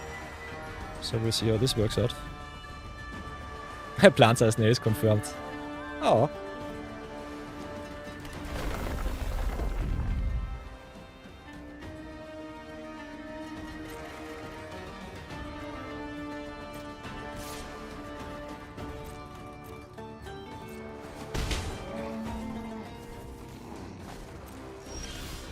Ooh, Cyclonic Rift is nice. Our Merata also always one turn behind our artifact, so that's the thing. Sadness. We need way more card draw at our Merata list, not gonna lie. So, what else do we do? We can cheat the Hadron Archive into play, so I think we just play our creatures here. Playing the Rift for the T4 might come back to bite me though. So whatever shall we do? I think we still go Micromancer here. Can go Micromancer, search ourselves. 1 mana artifact, what else do we have? Oh! Instant or sorcery, I'm stupid. Could go for the Marathon special. Otherwise, I think going for Stern Scalding here might be fine. Micromancer searches for instant sorceries, I'm stupid as hell. So yeah, we'll pass for now. Definitely can cut the Micromancer, maybe get more card draw in. Can definitely also cut the Katara and the Desertion. Kinda like Desertion, but I think you need way more instant speeds deck than we play here. Midweek-Magic is a problem.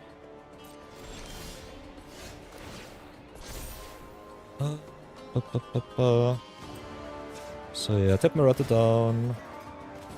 Play the Hadron. We've got the Cyclonic Rift. We have 1, 2, 3, 4, 5, 6, 7. This one costs 7, so that's okay. Can set our opponent back a little bit if you feel fancy.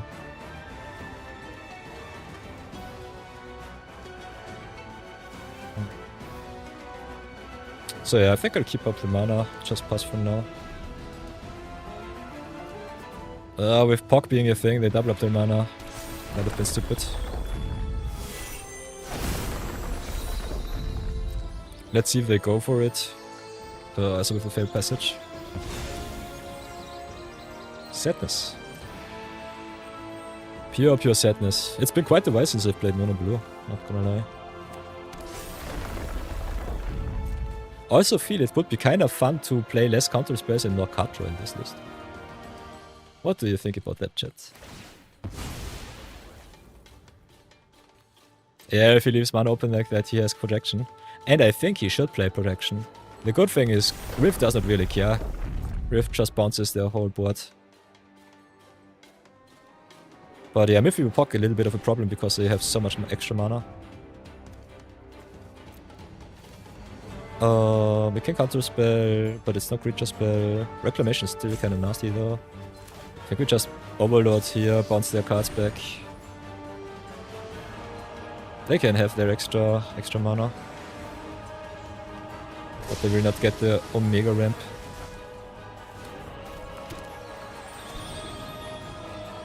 Still looks pretty bad.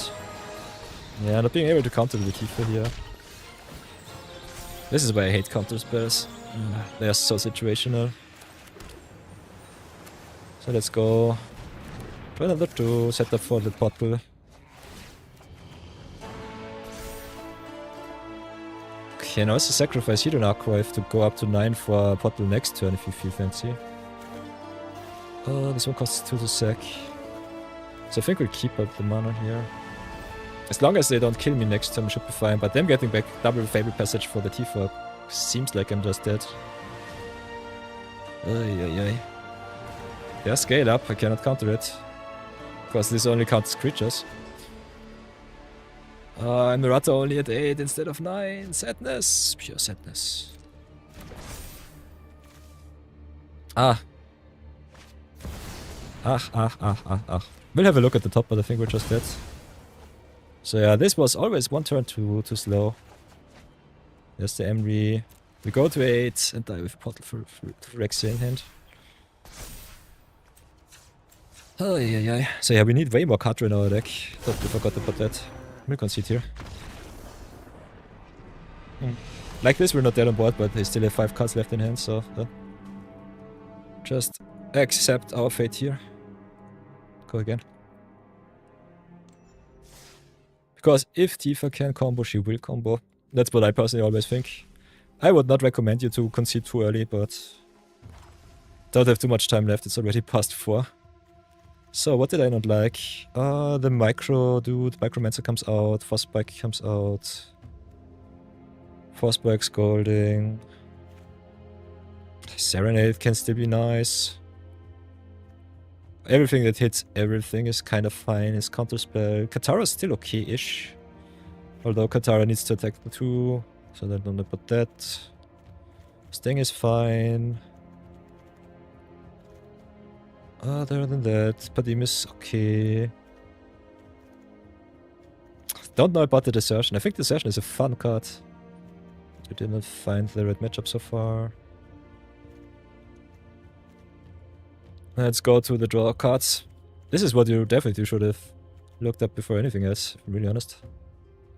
Proliferate too, totally true. Proliferate in blue. We've got the Contentious Plan. Got the Experimental Augury. It's instant speed, which is kind of nice. Does not draw itself, but proliferates. Serum Snare could be interesting. Thrumming Bird, Flux Channeler. Especially Flux Channeler is kind of nice.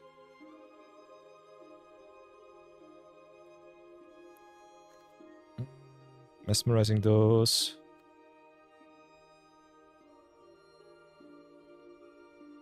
Servitor is a little bit too specific. Tesser's Gambit looks fine. Thal could be interesting. Especially Thal removes counters, which is kind of interesting too. But they don't have too many counter synergies, so I'm not sure about the proliferate here. Stuff of Corruption could definitely be good. Maybe Contagion Engine, but I think it's expensive and does not do anything good for us. I think, yeah, just have to go and draw a million cards. So Brainstorm definitely should come in my opinion.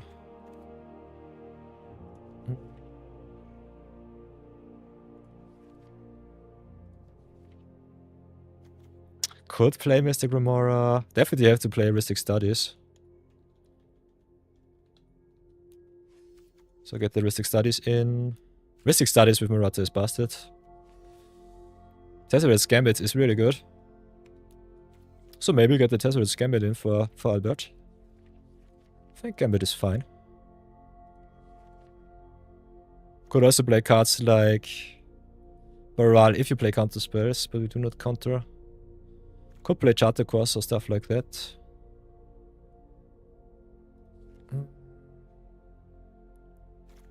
Confounding Conundrum is also kind of busted against this nasty green ramp decks. So Conundrum is good.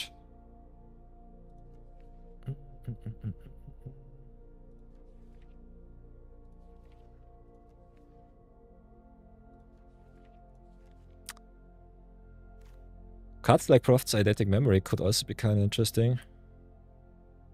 Gives us even more buff for our creatures. So Prophet's Eidetic Memory could be interesting. Tesser's Gambit definitely is interesting too.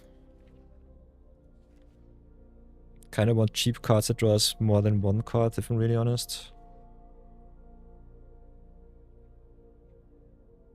Yeah, Ristic Studies in a 1v1 setting is pretty strong. And in a 4-player pod it's just stupidly busted.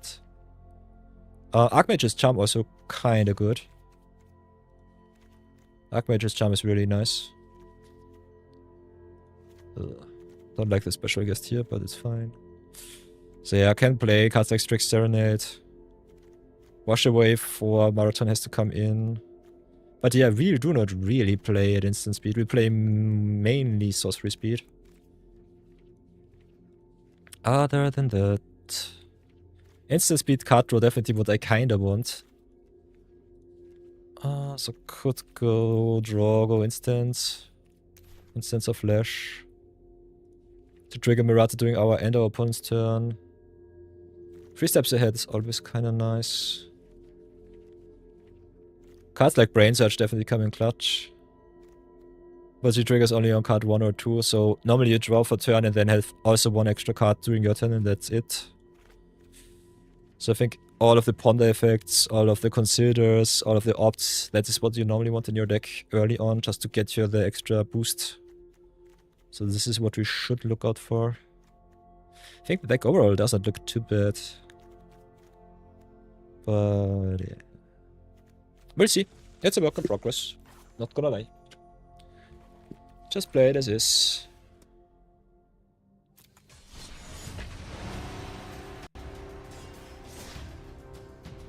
Yeah, with Alkan Archmage as an example also draws you a lot of cards. That's totally true. Especially in an artifact list, I should play the Archmage too. Mishra's Bauble, very good brownie.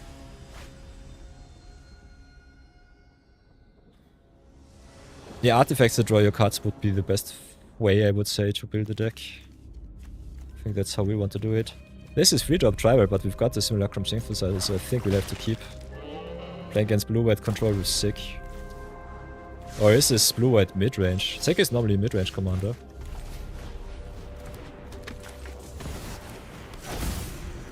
Let's see how this plays out. We just need 1 extra land and we should be Gucci.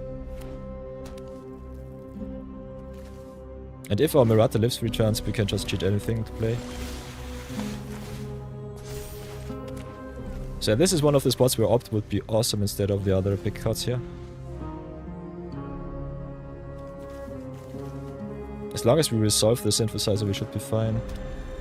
And this looks more like aggressive tempo style deck. So let's see how bad it really is.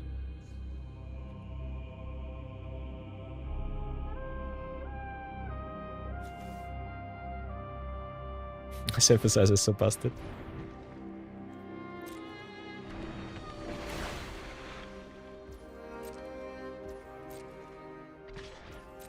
So yeah, 6 games to play.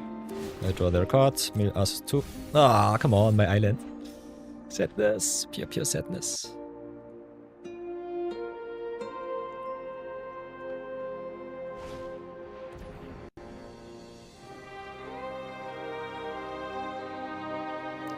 Okay, Shoreline Scout is fine.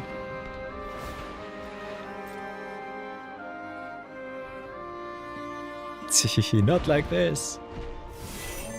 Podcast is busted in here usually. Yeah, Podcast also draws us cards. Totally fine. Totally fine, totally true. Now we get the 3rd count and then we should be fine. Also got the Mox Ember here. So that's fine. Let's cheat in the synthesizer. Could also try and ambush our opponent's cards. If we get Midnight Clock, we can play Clock into synthesizer. Which I kinda like. We don't get the extra token here. But that's still okay. Do we want the extra land? I think we want it. If I'm really honest. Got also the Staff from Completion to draw another card. But yeah, get all of the mana. Do it like this.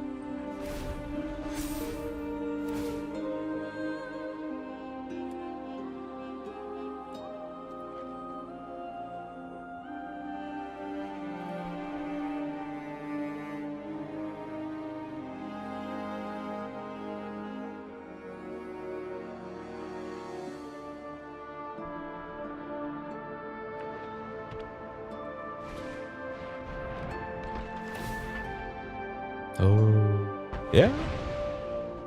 Sometimes the music is really good. Enchanter sadness. So yeah, land down. What can we do? Search for 3, search for 4, 5. We have 2 mana left. What we can do is play stuff here. Cheat repurposing Bay into play.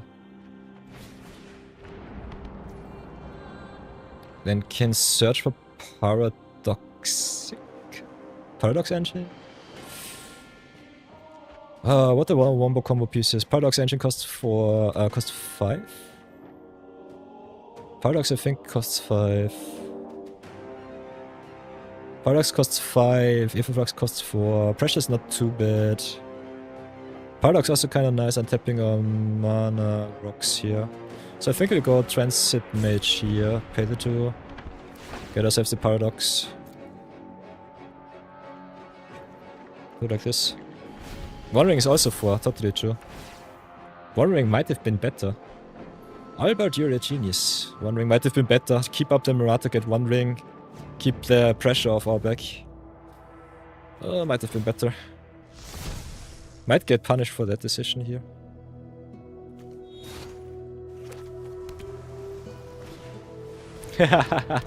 You play 50 hours more of this deck than me.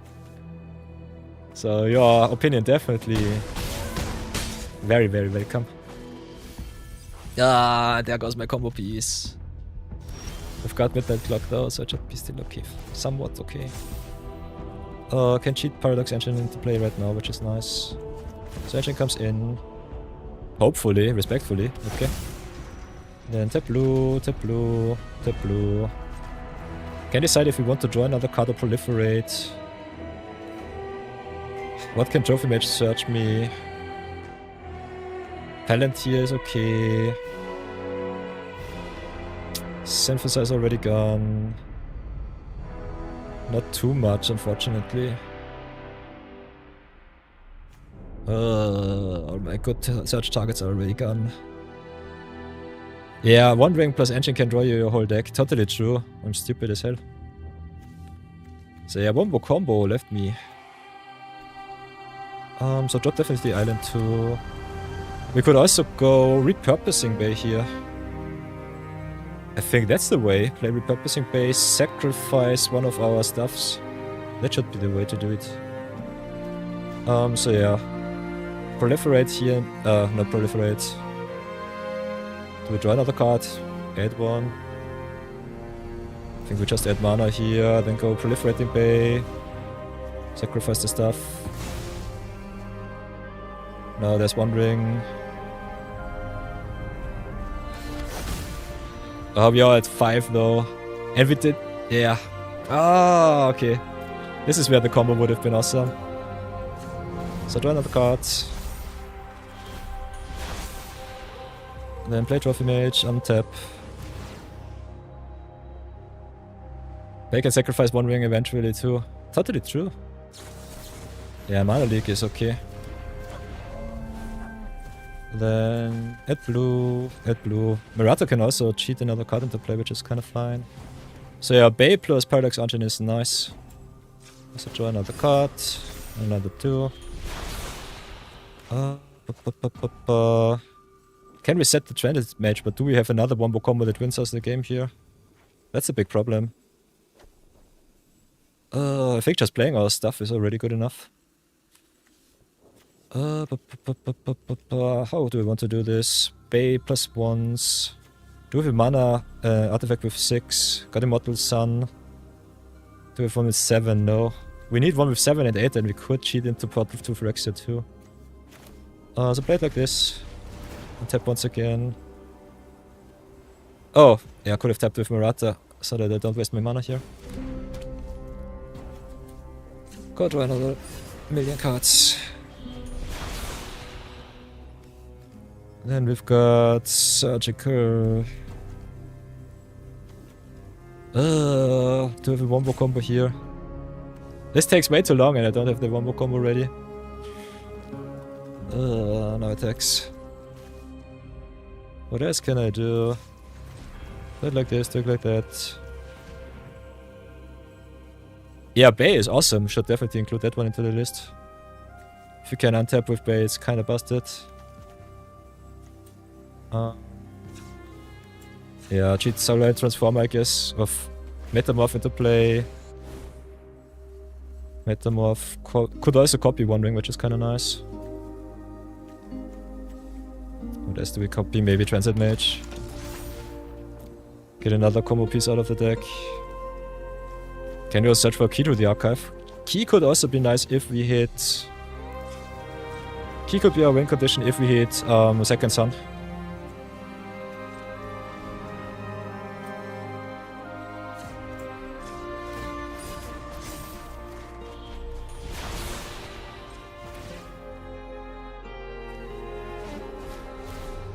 And we also got upheaval in the deck, so that's another thing.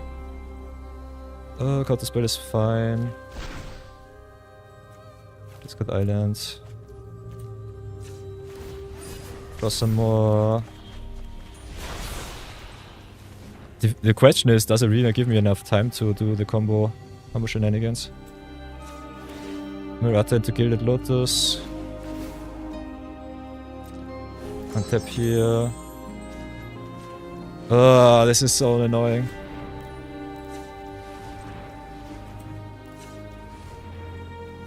Draw another million cards. There's Cyclonic Rift, okay, that's nice. To have all the mana in the world. Big question is, do we have another combo piece in deck? I don't know.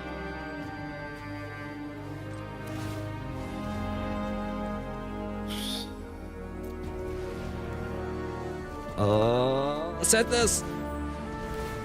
Need to play my stuff. I need to play all of the stuff.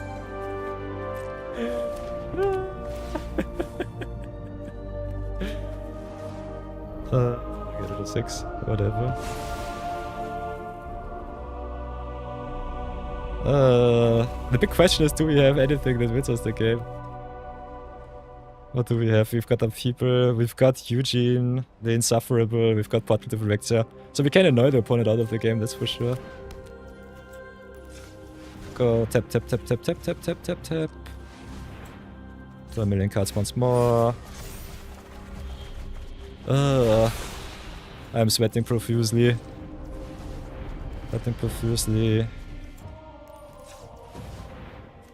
Yeah, there's Eugene, nice. So let's just play Eugene. Untap. Whoops, nope. Exile here.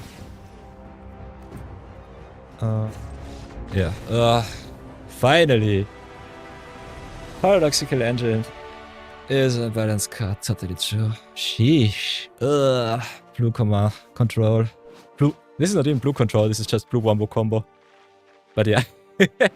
Merata with 17 mana and a million cards in hand. So yeah. Cyclonic Rift is nice. Merata, by the way, also pretty nice with extra turn space, so you can play her even more annoying as a combo commander. Oh boy, pure sadness. Oh, this is why I don't play Merata on Arena. All of those clicking effects. Sheesh.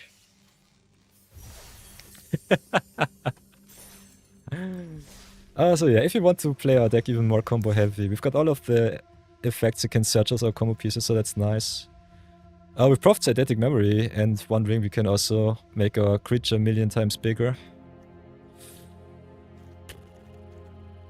So what did I not like in the list? Yeah, we've got some hate pieces like Winter Moon, could cut those. Archmage's Charm to draw more cards, yoink some stuff or counter some spells. It's fine. Kinda want to explore a little bit the repurposing bay here. So what we do need are some 7+ artifacts. So that we can cycle... Oh, we've got Fort Monitor. So we can go repurposing bay 7 into Fort Monitor. Then we just need an 8-drop. Maybe something like Spot the Thopter here. And then we can go into Portal of Phyrexian 9. Although I think you do not really have to end in Portal if you don't want to. Could also play some cards like Meteor Golem to fetch, which is kinda interesting. And yeah, Chromatic Orrery is also one of those cards that just gives you a million mana. So that could be also something. Darksteel Colossus in combination with Quicksilver Vibrant is a backup plan. Yeah, and we can also wheel with Midnight Clock, so that's kind of busted. We also could potentially search ourselves a Platinum Angel if we really feel fancy. So I think Platinum Angel could be interesting. Endstone is kind of busted. Cityscape Leveler is awesome. With so many good cards. Very expensive artifacts. So I'm not sure about that. And our deck is already so full with good stuff.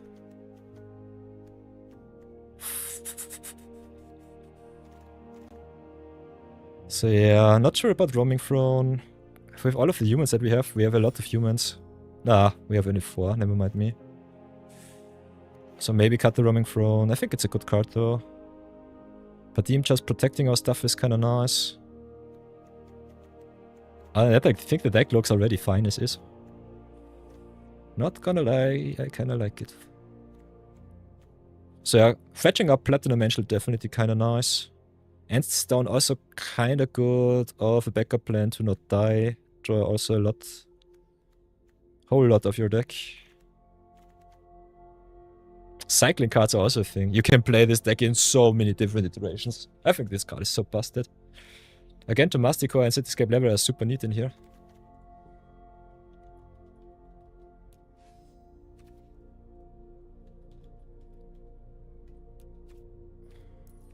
I think I don't have her. Or I cannot write. Ah, no, I'm stupid. 7. Protection from multicolor. At the beginning of your upkeep, sacrifice this creature unless you discard a card. Whenever you discard this way, destroy target non-impermanent controls. Yeah, again, the Masticore is nasty. Masticore is really good. You need some removal in the deck, so I think that's fine. And yeah, Leveler I think is also a very good card. We play blue ramps, so I think Leveler is fine. Wash Away is a nasty card. I personally think we do not need it. Sorry for that, Marathon. Yeah, Wash Away is still good. Not gonna lie. Could maybe cut this thing. Being able to untap twice is good. Might be still a little bit fancy.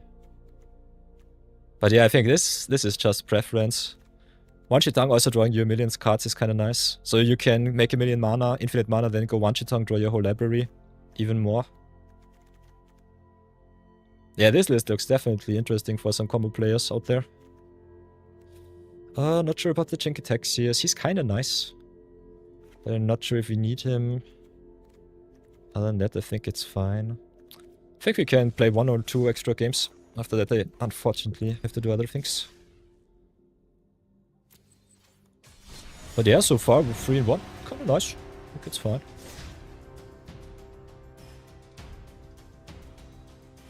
The stuff you think is bait, I can't cut him. Stuff proliferates also. But I think stuff definitely has some potential. Oh, okay, never mind me, Marathon. We have to get Wash Away back in. Oy, sadness. Yeah, but yeah, we've got Merata into Conundrum, into Palantir, into Aetherflux, which is kind of sweet.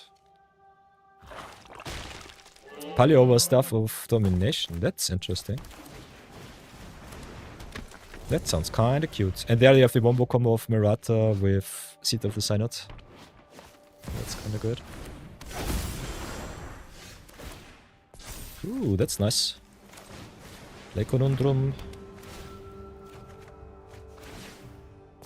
Then end of turn we cheat the Seed in, because otherwise we have to bounce with Conundrum here. So pass for now. Oh, I'm stupid. We cannot cast Seed of Synod, so it does not work with live lands. We have to cast, we cannot play. Unfortunate. So yeah, we do not counter stuff in this economy, so nice play, opponent. Let's have a look, but I think we cannot cast Seed, yeah. That doesn't work. But yeah, we definitely get the affinity count up. Play the synthesizer here. Don't need any islands. Leveler seems interesting. Big problem is Leveler is so big. Still is kind of nice to get rid of the opponent's big stuff. And I think we pass. Can play Merata also during their turn. But Palantir triggers during end steps, so that's a thing. So I think we play Palantir first. They will never attack with this kind of board. Keep the level on board. Ooh, Ufros is also kind of interesting. Ufros with the tokens is kind of nice. So I think maybe go for the Ufros here. Maybe keep Leveler on top. They mill only one card. And if they mill the Leveler, take a lot of damage. Ooh, they let us draw. Never mind me. Sweet. Very neat. So this is kind of juicy. Hieroglyphic Illumination could also be good. That's right. You can cycle it for 1 or just play it for 4. Very, very nice. I like where this train of thought is going. So yeah, Eladamri kinda busted. Reveal stuff. What do we do? They concede, why?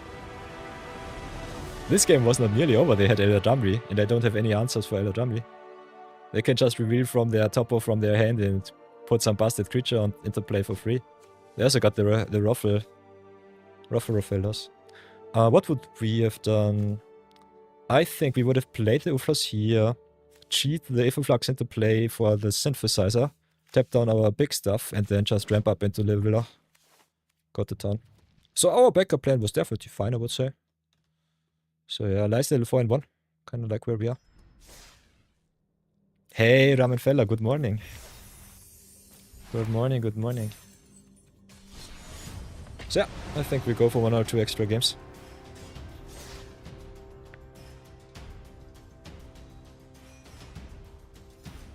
We are doing quite fine. Play a little bit of Midweek-Magic before, and now we're playing some Brawl Deluxe with some... what was it? Not recommendation. It was a recommendation, but also a suggestion from Albert the Adventurer. Playing some Merata, aka Lady Octo. Where is she? There. Inspired Inventor. Dug deep into the salt mines of Arena. And now playing a little bit of mono-blue combo. Or blue artifact, blue-brown combo.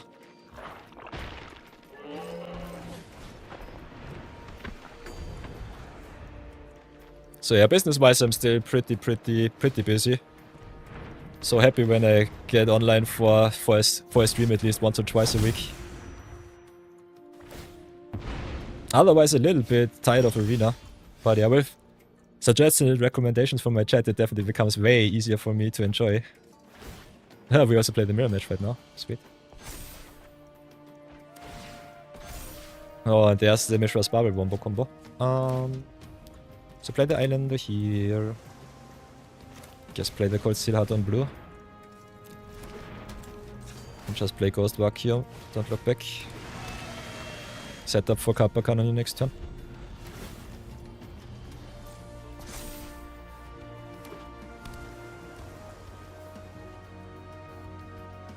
Vizi of Tumbling Sands. Ooh, that one could also be interesting. Because it can untap Merata too. So yeah, untappers with Merata are also a thing. Untappers plus a lot of card draw could also be very nice. They play Pacific. Okay, they play an interesting list.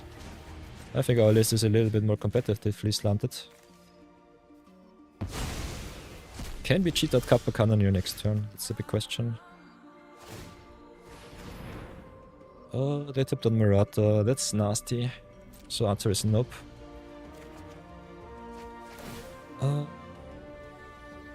What can we do? We have 4 mana right now. Or 6.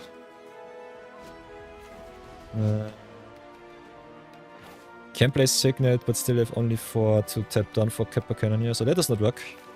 Could play Emry just to get some value off, so that could be also interesting. Especially while the opponent is tapped down, I think Emry is kind of nasty. So play it like this, play the Emry first. Maybe a little bit of good stuff. Play the Arcane Signet. Can also exile our creatures with the Ghost Vacuum and then just get our combo together. So that's kind of nice. So let's pass for now. Depending on how much combo our opponent plays or how much counter space it is, this will be an interesting game. Normally I try to dodge mirror matches, but this is definitely interesting to see. Especially for you, Albert. Now you don't have only one person, but 2 to give you insight on how to optimize a deck even more. Ooh, Agatha's Soul Code can also be a banger. Totally true. So Banished Heart it is. Also Phenomenal Recorder. Copy target activated or triggered ability. That one I don't understand. Pacification Array I do not understand. Okay, there's a Trinket Mage. What 1-drop will they get? By the way, what 1-drop do I have? I think I only have the boots. Yeah, I can only get the boots or the vacuum. Grindstone, ooh. Oh no, do they play Grindstone and Painter's Servant wombo combo? No, I think they banned Painter's Servant. Should not be possible. So Ghost Vacuum it up. Get rid of our Trophy Mage, I guess.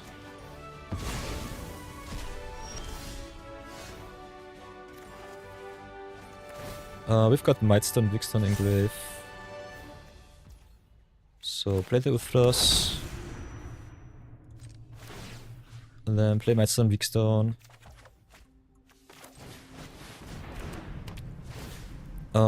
Do we want to draw or do we want to destroy? Kinda want to destroy the Merata here. But I think the extra draw is kinda nice for key. So maybe go draw 2. And tap on the Merata. Play key to the archive. Ooh, Time Warp. Nice. Could go for Time Warp, could go for Debug. Debug Doomblade looks also kinda sweet. So it's Time Warp or Doomblade. What do you think, chat? I think Time Warp is kinda nice. Although I can definitely see Doomblading Merata and just setting it back. Although our opponent doesn't really do too much right now. Then drop the island, I guess. Could also drop the Kappa Cannoneer for the Ghost Vacuum here. I guess we'll pass.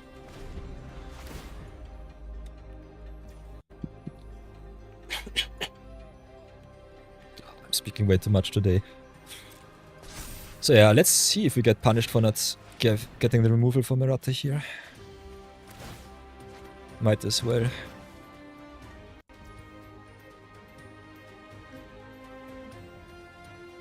Go. Go losses 5 color. Go is from Final Fantasy and is a blue card that doubles your triggers or triples your triggers. Or quadruples your triggers. It X's your triggers. So that works out. Genau. Thanks Brownie Man. Go Master of Mimicry. So yeah, let's see what they cheat into play. Hadron Archive, okay. So yeah, not resetting the Merata definitely might cost me here. As long as I don't have a counter spell, I should be fine though. Yeah, there's Kappa Cannoneer, nice.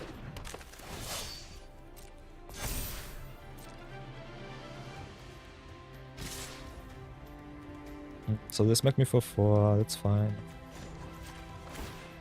Exile from grave, or Padim.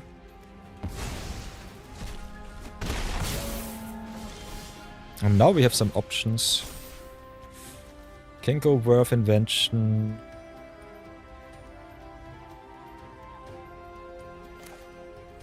Oh. How can we do this? 0 drop for Emery would be nice, so I think Mishra's Wobble definitely should come in instead of a land.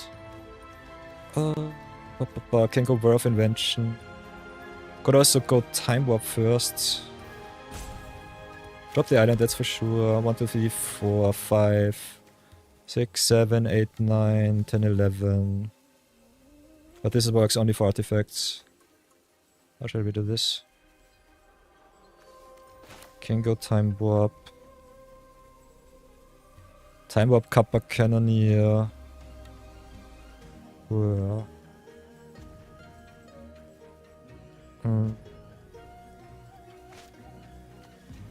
Could also Vacuum for 6. I think Time Warp Kappa Cannoneer is what we want to do. So do it like this. Then play the Kappa. Auto play like that. Get the counter here, then station up once or twice. Get a million mana for the Uflos and that should be good enough. Can exile their stuff from grave just because reasons. Oh, yeah, playing Wombo combo. Oh, no attacks. Next turn. Play the island.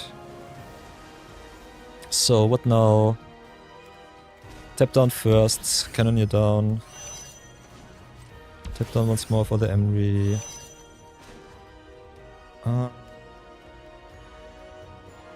Corridor Monitor is also a thing, totally true.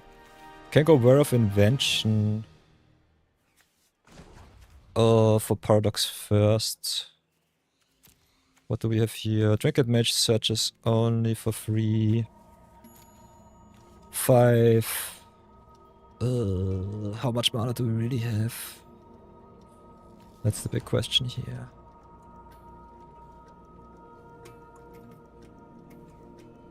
We still have 6 left.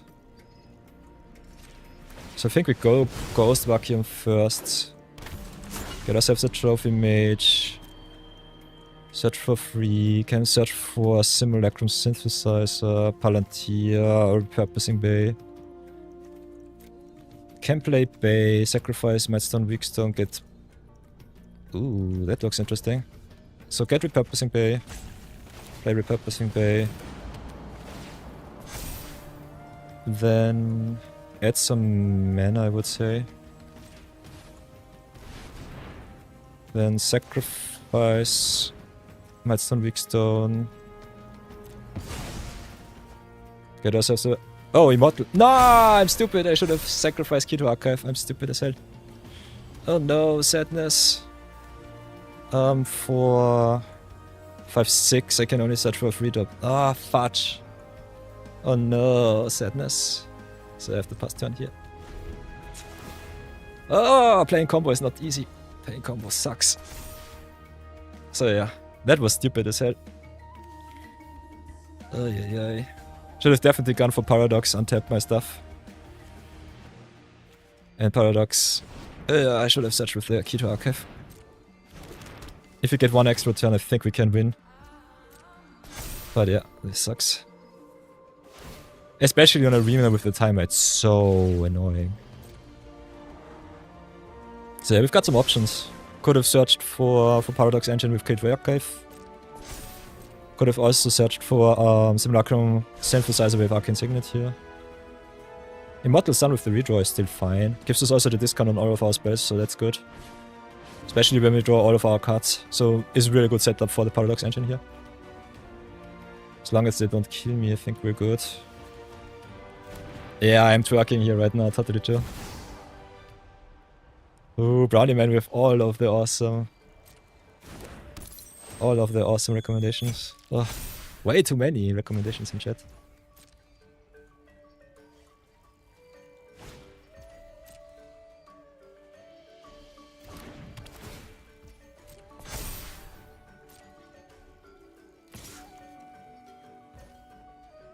So yeah, Kappa Cannoneer can also not be blocked, so we could get an infinitely big Kappa Cannoneer win like this. So yeah, they smack me down. They can also tap something down, but not the Cannoneer from me, so that's fine. So my turn, draw another card, Ooh, Manon is also kinda nice. Oh, and there's a counter spell, so yeah, we are set up. As set up as we can be. Ooh, and Reality Chip too. So yeah, never mind me. Got some redraws here. Also got Emery Wombo combo with Emery into Ghost Vacuum. So this is a combo player's paradise right now. So first things first. I think we have to burn off Invention and get ourselves Paradox. I think the extra mana from Key to Archive is worth it. Could also just keep the Whir as is. Don't look back. Does it matter is the big question here. I think we just go Whir for 8, get Paradox and don't think about it.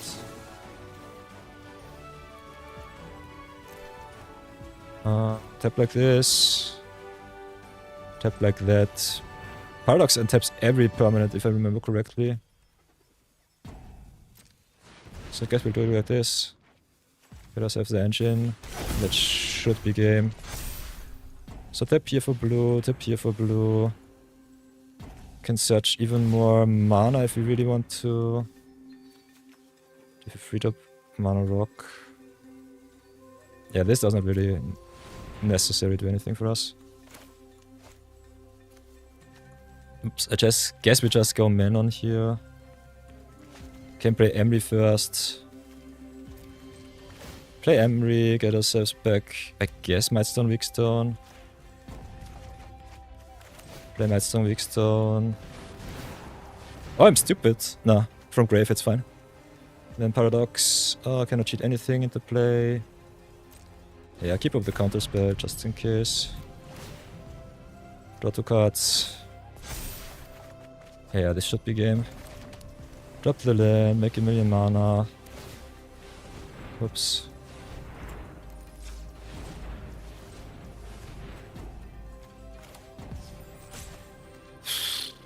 Come on, deck, this sucks so bad.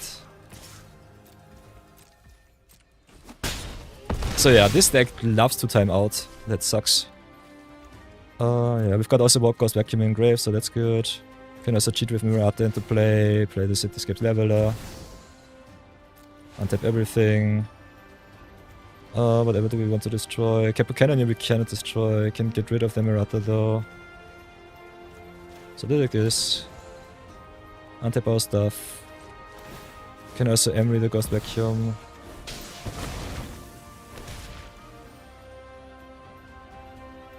So yeah, this is unfortunate. This is real unfortunate.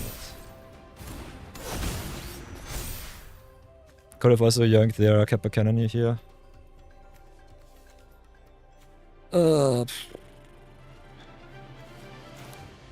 Yeah, I guess we just cheat Reality Ship into play because reasons.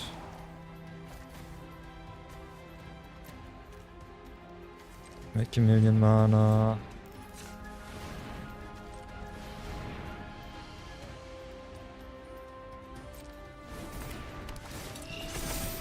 Then equip reality chip. Guess to the cannoneer.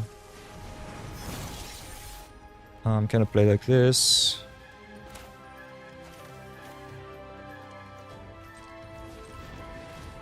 Oh, this is so... Can also reshuffle with the repurposing way, so that's kind of nice. Can also sacrifice our Whitestone and Weakstone.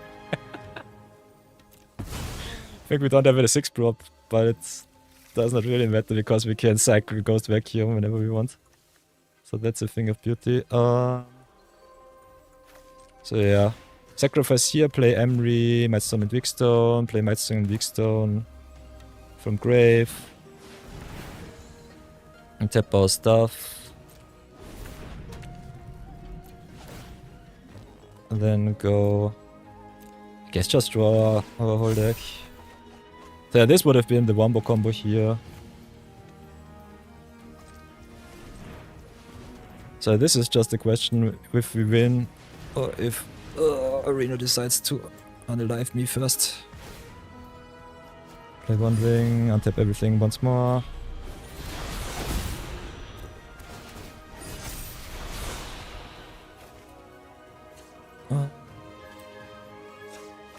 Draw, I guess. Yeah, the rope is our real enemy, that's totally true. I think we just do it like this. Tap mana, tap mana. The rope is definitely your enemy, normally you just win or your opponent concedes. Yeah, we can Merata here if we really feel fancy. Play Mox, untap. Get even more counters, so yeah, this is normally a game. As game as can be. We have a win condition too. Play Reverse Rebuke, get rid of this stuff I guess.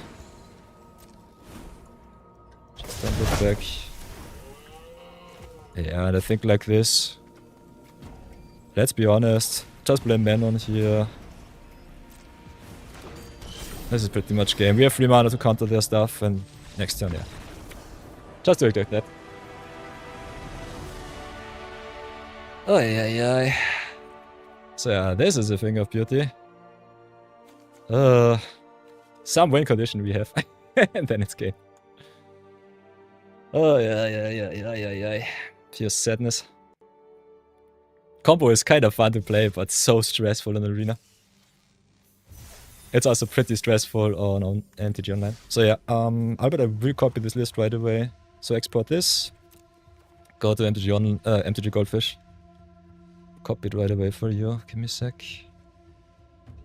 My decks. Send with Titch.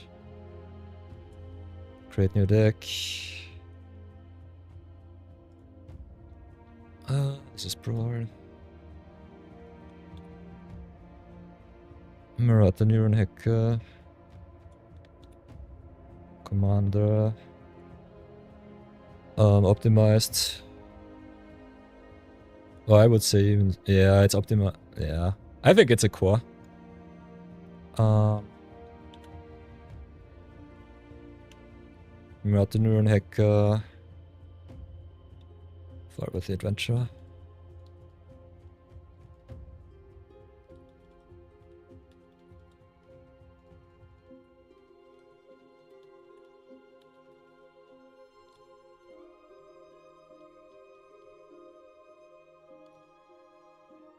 So save it up.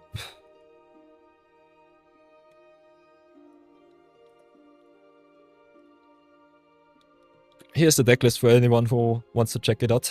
Copy it to their own Arena client. I think it's not 100% optimized, but if you get the combo off, it's fine. Having some counter space is definitely helping, but I think not necessary.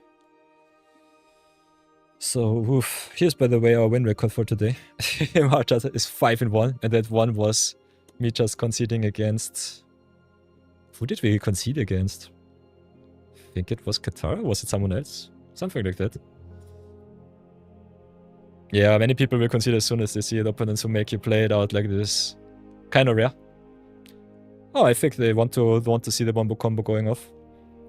The fun thing is, Merata is not the only combo or commander that you can play in this list. As you can see, you can play Ursa, play your whole deck, you can play Embry cycle your artifacts with Repurposing Bay, for example. So that is kind of nice. Paradox always is the busted card in this kind of setup. Because otherwise you do not have infinite mana. I think the deck definitely profits if you have more untap shenanigans going on.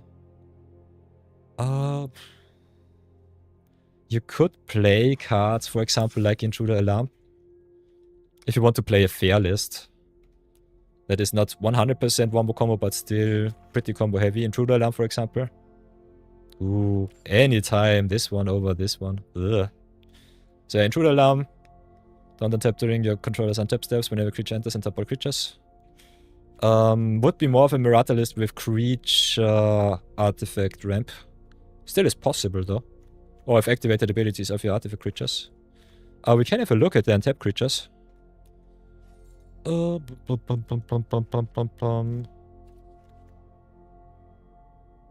So Merchant Stockhand could be kind of nice to search your deck for the card that you want for your combo. Other than that, Corridor Monitor is definitely a thing. Monitor is one of the cards that you normally play in... What is it called? It's not Tatioa, but it's a semi-commander. Vanifa combo. Vanifa taps also, and cast like Corridor Monitor, untap her, so tap, untap, 10 untap, Vanifa combo. In Modern was kind of a fringe rogue deck. I think 10 years ago, something like that. So that was kind of fun. Was when Ravnica Revisited came back. Yeah, Sting is nuts. I cut it from the deck. I think it's not necessary because you don't draw too many cards. And when we have the combo, it doesn't really matter anymore. So I think Sting is nice, but as soon as we have Trinket Mage, Transit Mage, Trophy Mage searching as our combo pieces, we just win.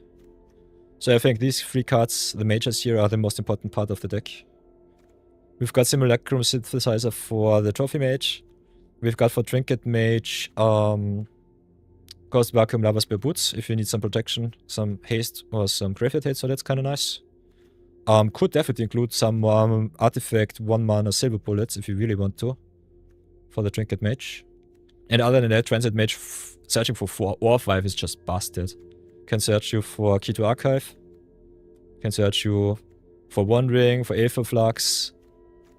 So in my opinion, Trophy Mage, not Trophy Mage, Transit Mage, the most busted of our search cards here in the whole deck. Can search for us for removal in Mightstone and Weakstone, which is kind of nasty. So yeah, Repurposing Bay, Simulacrum Synthesizer, the main targets for Trophy Mage. Trinket Mage more for early game acceleration or Graveyard Hate. And Ghost Vacuum, by the way, being able to sacrifice itself, also kind of nice. Yanking your opponent's stuff, sacrificing it, playing Embry, recurring it. Embry also kind of busted with Paradox Engine. So I'm very surprised that this card is still legal. Paradox combos are so stupid. Yeah, Fairy List with Paradox Engine. Totally kappa. 9 mana Kremlin is coming with the new set. So yeah, this deck definitely gets more upgrades, even more than we have already. I think Artifact Wombo combo is definitely fun. But pretty stressful, not gonna lie. So yeah, not my personal deck that I would love to chill with, but still pretty fine. Other than that, what other untap cards do we have? Some untap stuff that Wombo combos.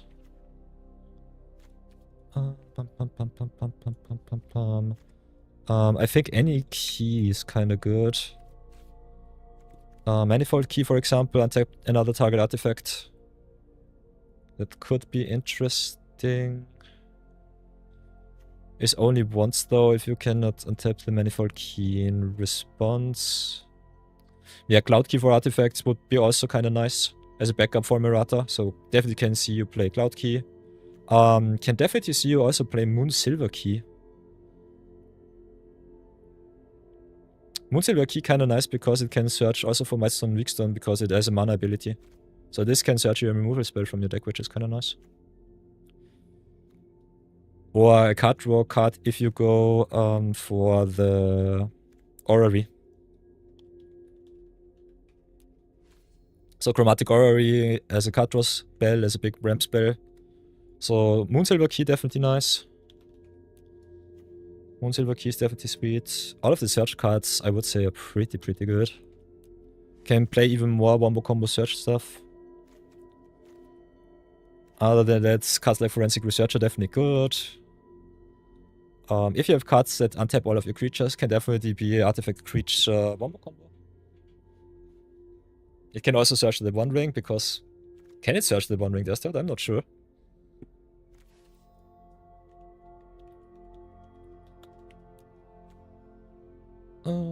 Artifact with a mana or basic land card. One Ring does not have a mana ability. I think you cannot search One Ring with that one. But yeah, this deck is busted as is and can definitely be refined even more. This is also pretty combo happy, so yeah. If you get your combo, you will be happy, otherwise you can always concede and go next.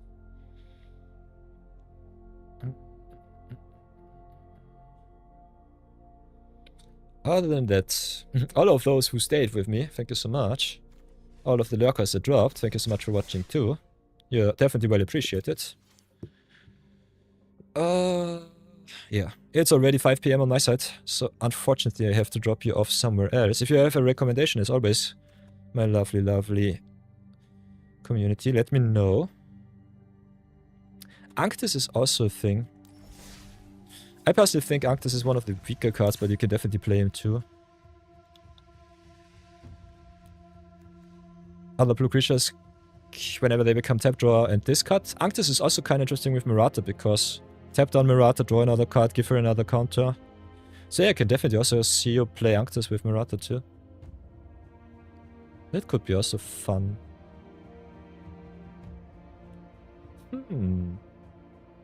But yeah, I don't know what you would cut from the list. I think having some counterspell backup for your combos is definitely nice. Staff of Completion might definitely be a trap here, totally true. Maybe play Anctus instead of Staff, like something like that. Can see that. Anctus is nice. I personally think our list lacked a little bit of cut draw. So yeah, if you want to play Merata even more competitive, Anctus is where it's at. That's a good start. You can definitely also cut cards like One Shitong. But I think One Shitong is kind of nice, especially in a format where fetch lands are a thing. And landfall is also one of the better archetypes that many people play. So One Shitong, one of the cards that I would recommend. If you play blue, definitely include it into your list. If you play blue ramp like we do, it's even better. Yeah, just cut the bad cards. There are no bad cards anymore. I kind of like me having some sweepers, some recursion, some backup plans against control decks. So Portal to Phyrexia is still nice, but definitely a card that you could cut, I think. Other than that, yeah, Platinum Angel is one of my fan favorites, so it's a little bit of my guilty pleasures, I would say. Also kind of nice if you fall a little bit too far behind against aggro, Platinum Angel can just save you. And if you have some protection with Lava Spear Boots or with Lightning Greaves, the opponent might not be able to touch it if they do not play any sweepers, so that's kind of fun. So this is also a creature-based combo that definitely can stabilize you and just win you later on. We also got the recursion, which I kind of like in... Where is it? We've got Midnight Clock. So as long as the opponent doesn't exile our stuff, we can always get it back if we have infinite mana and infinite untaps. So in this kind of scenario, the only real enemy is definitely the Arena Clock, so totally agree with you all. Yeah, you can also activate Merata with casting a spell, so Anctus is technically not dead. Totally true, Brownie Man. Totally true.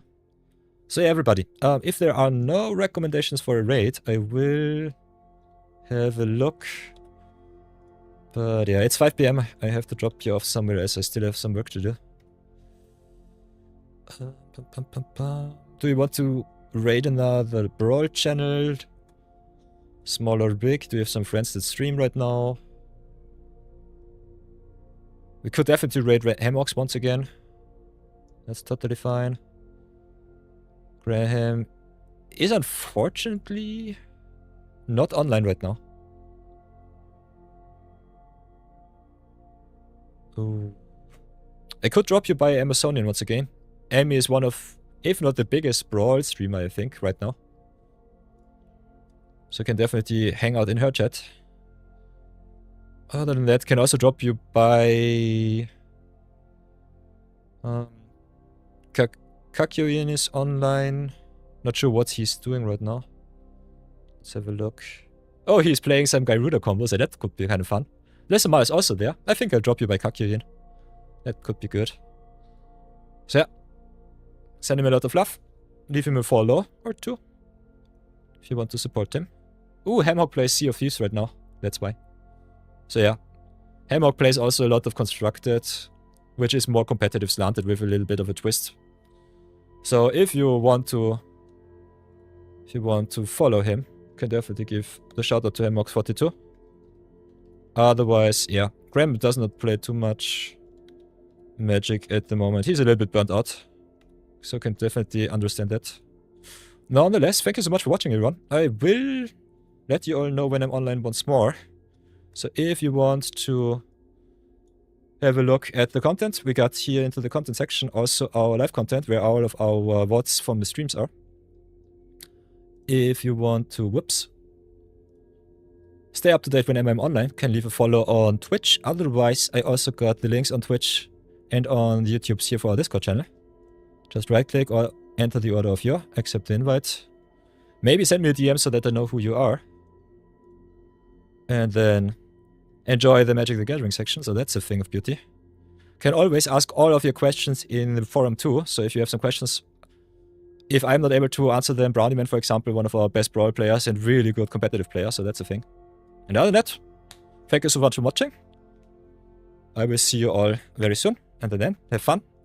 See you soon.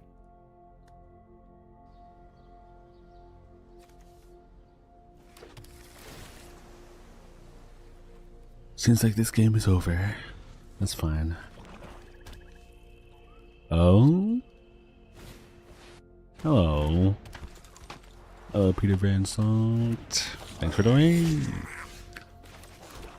What are you playing?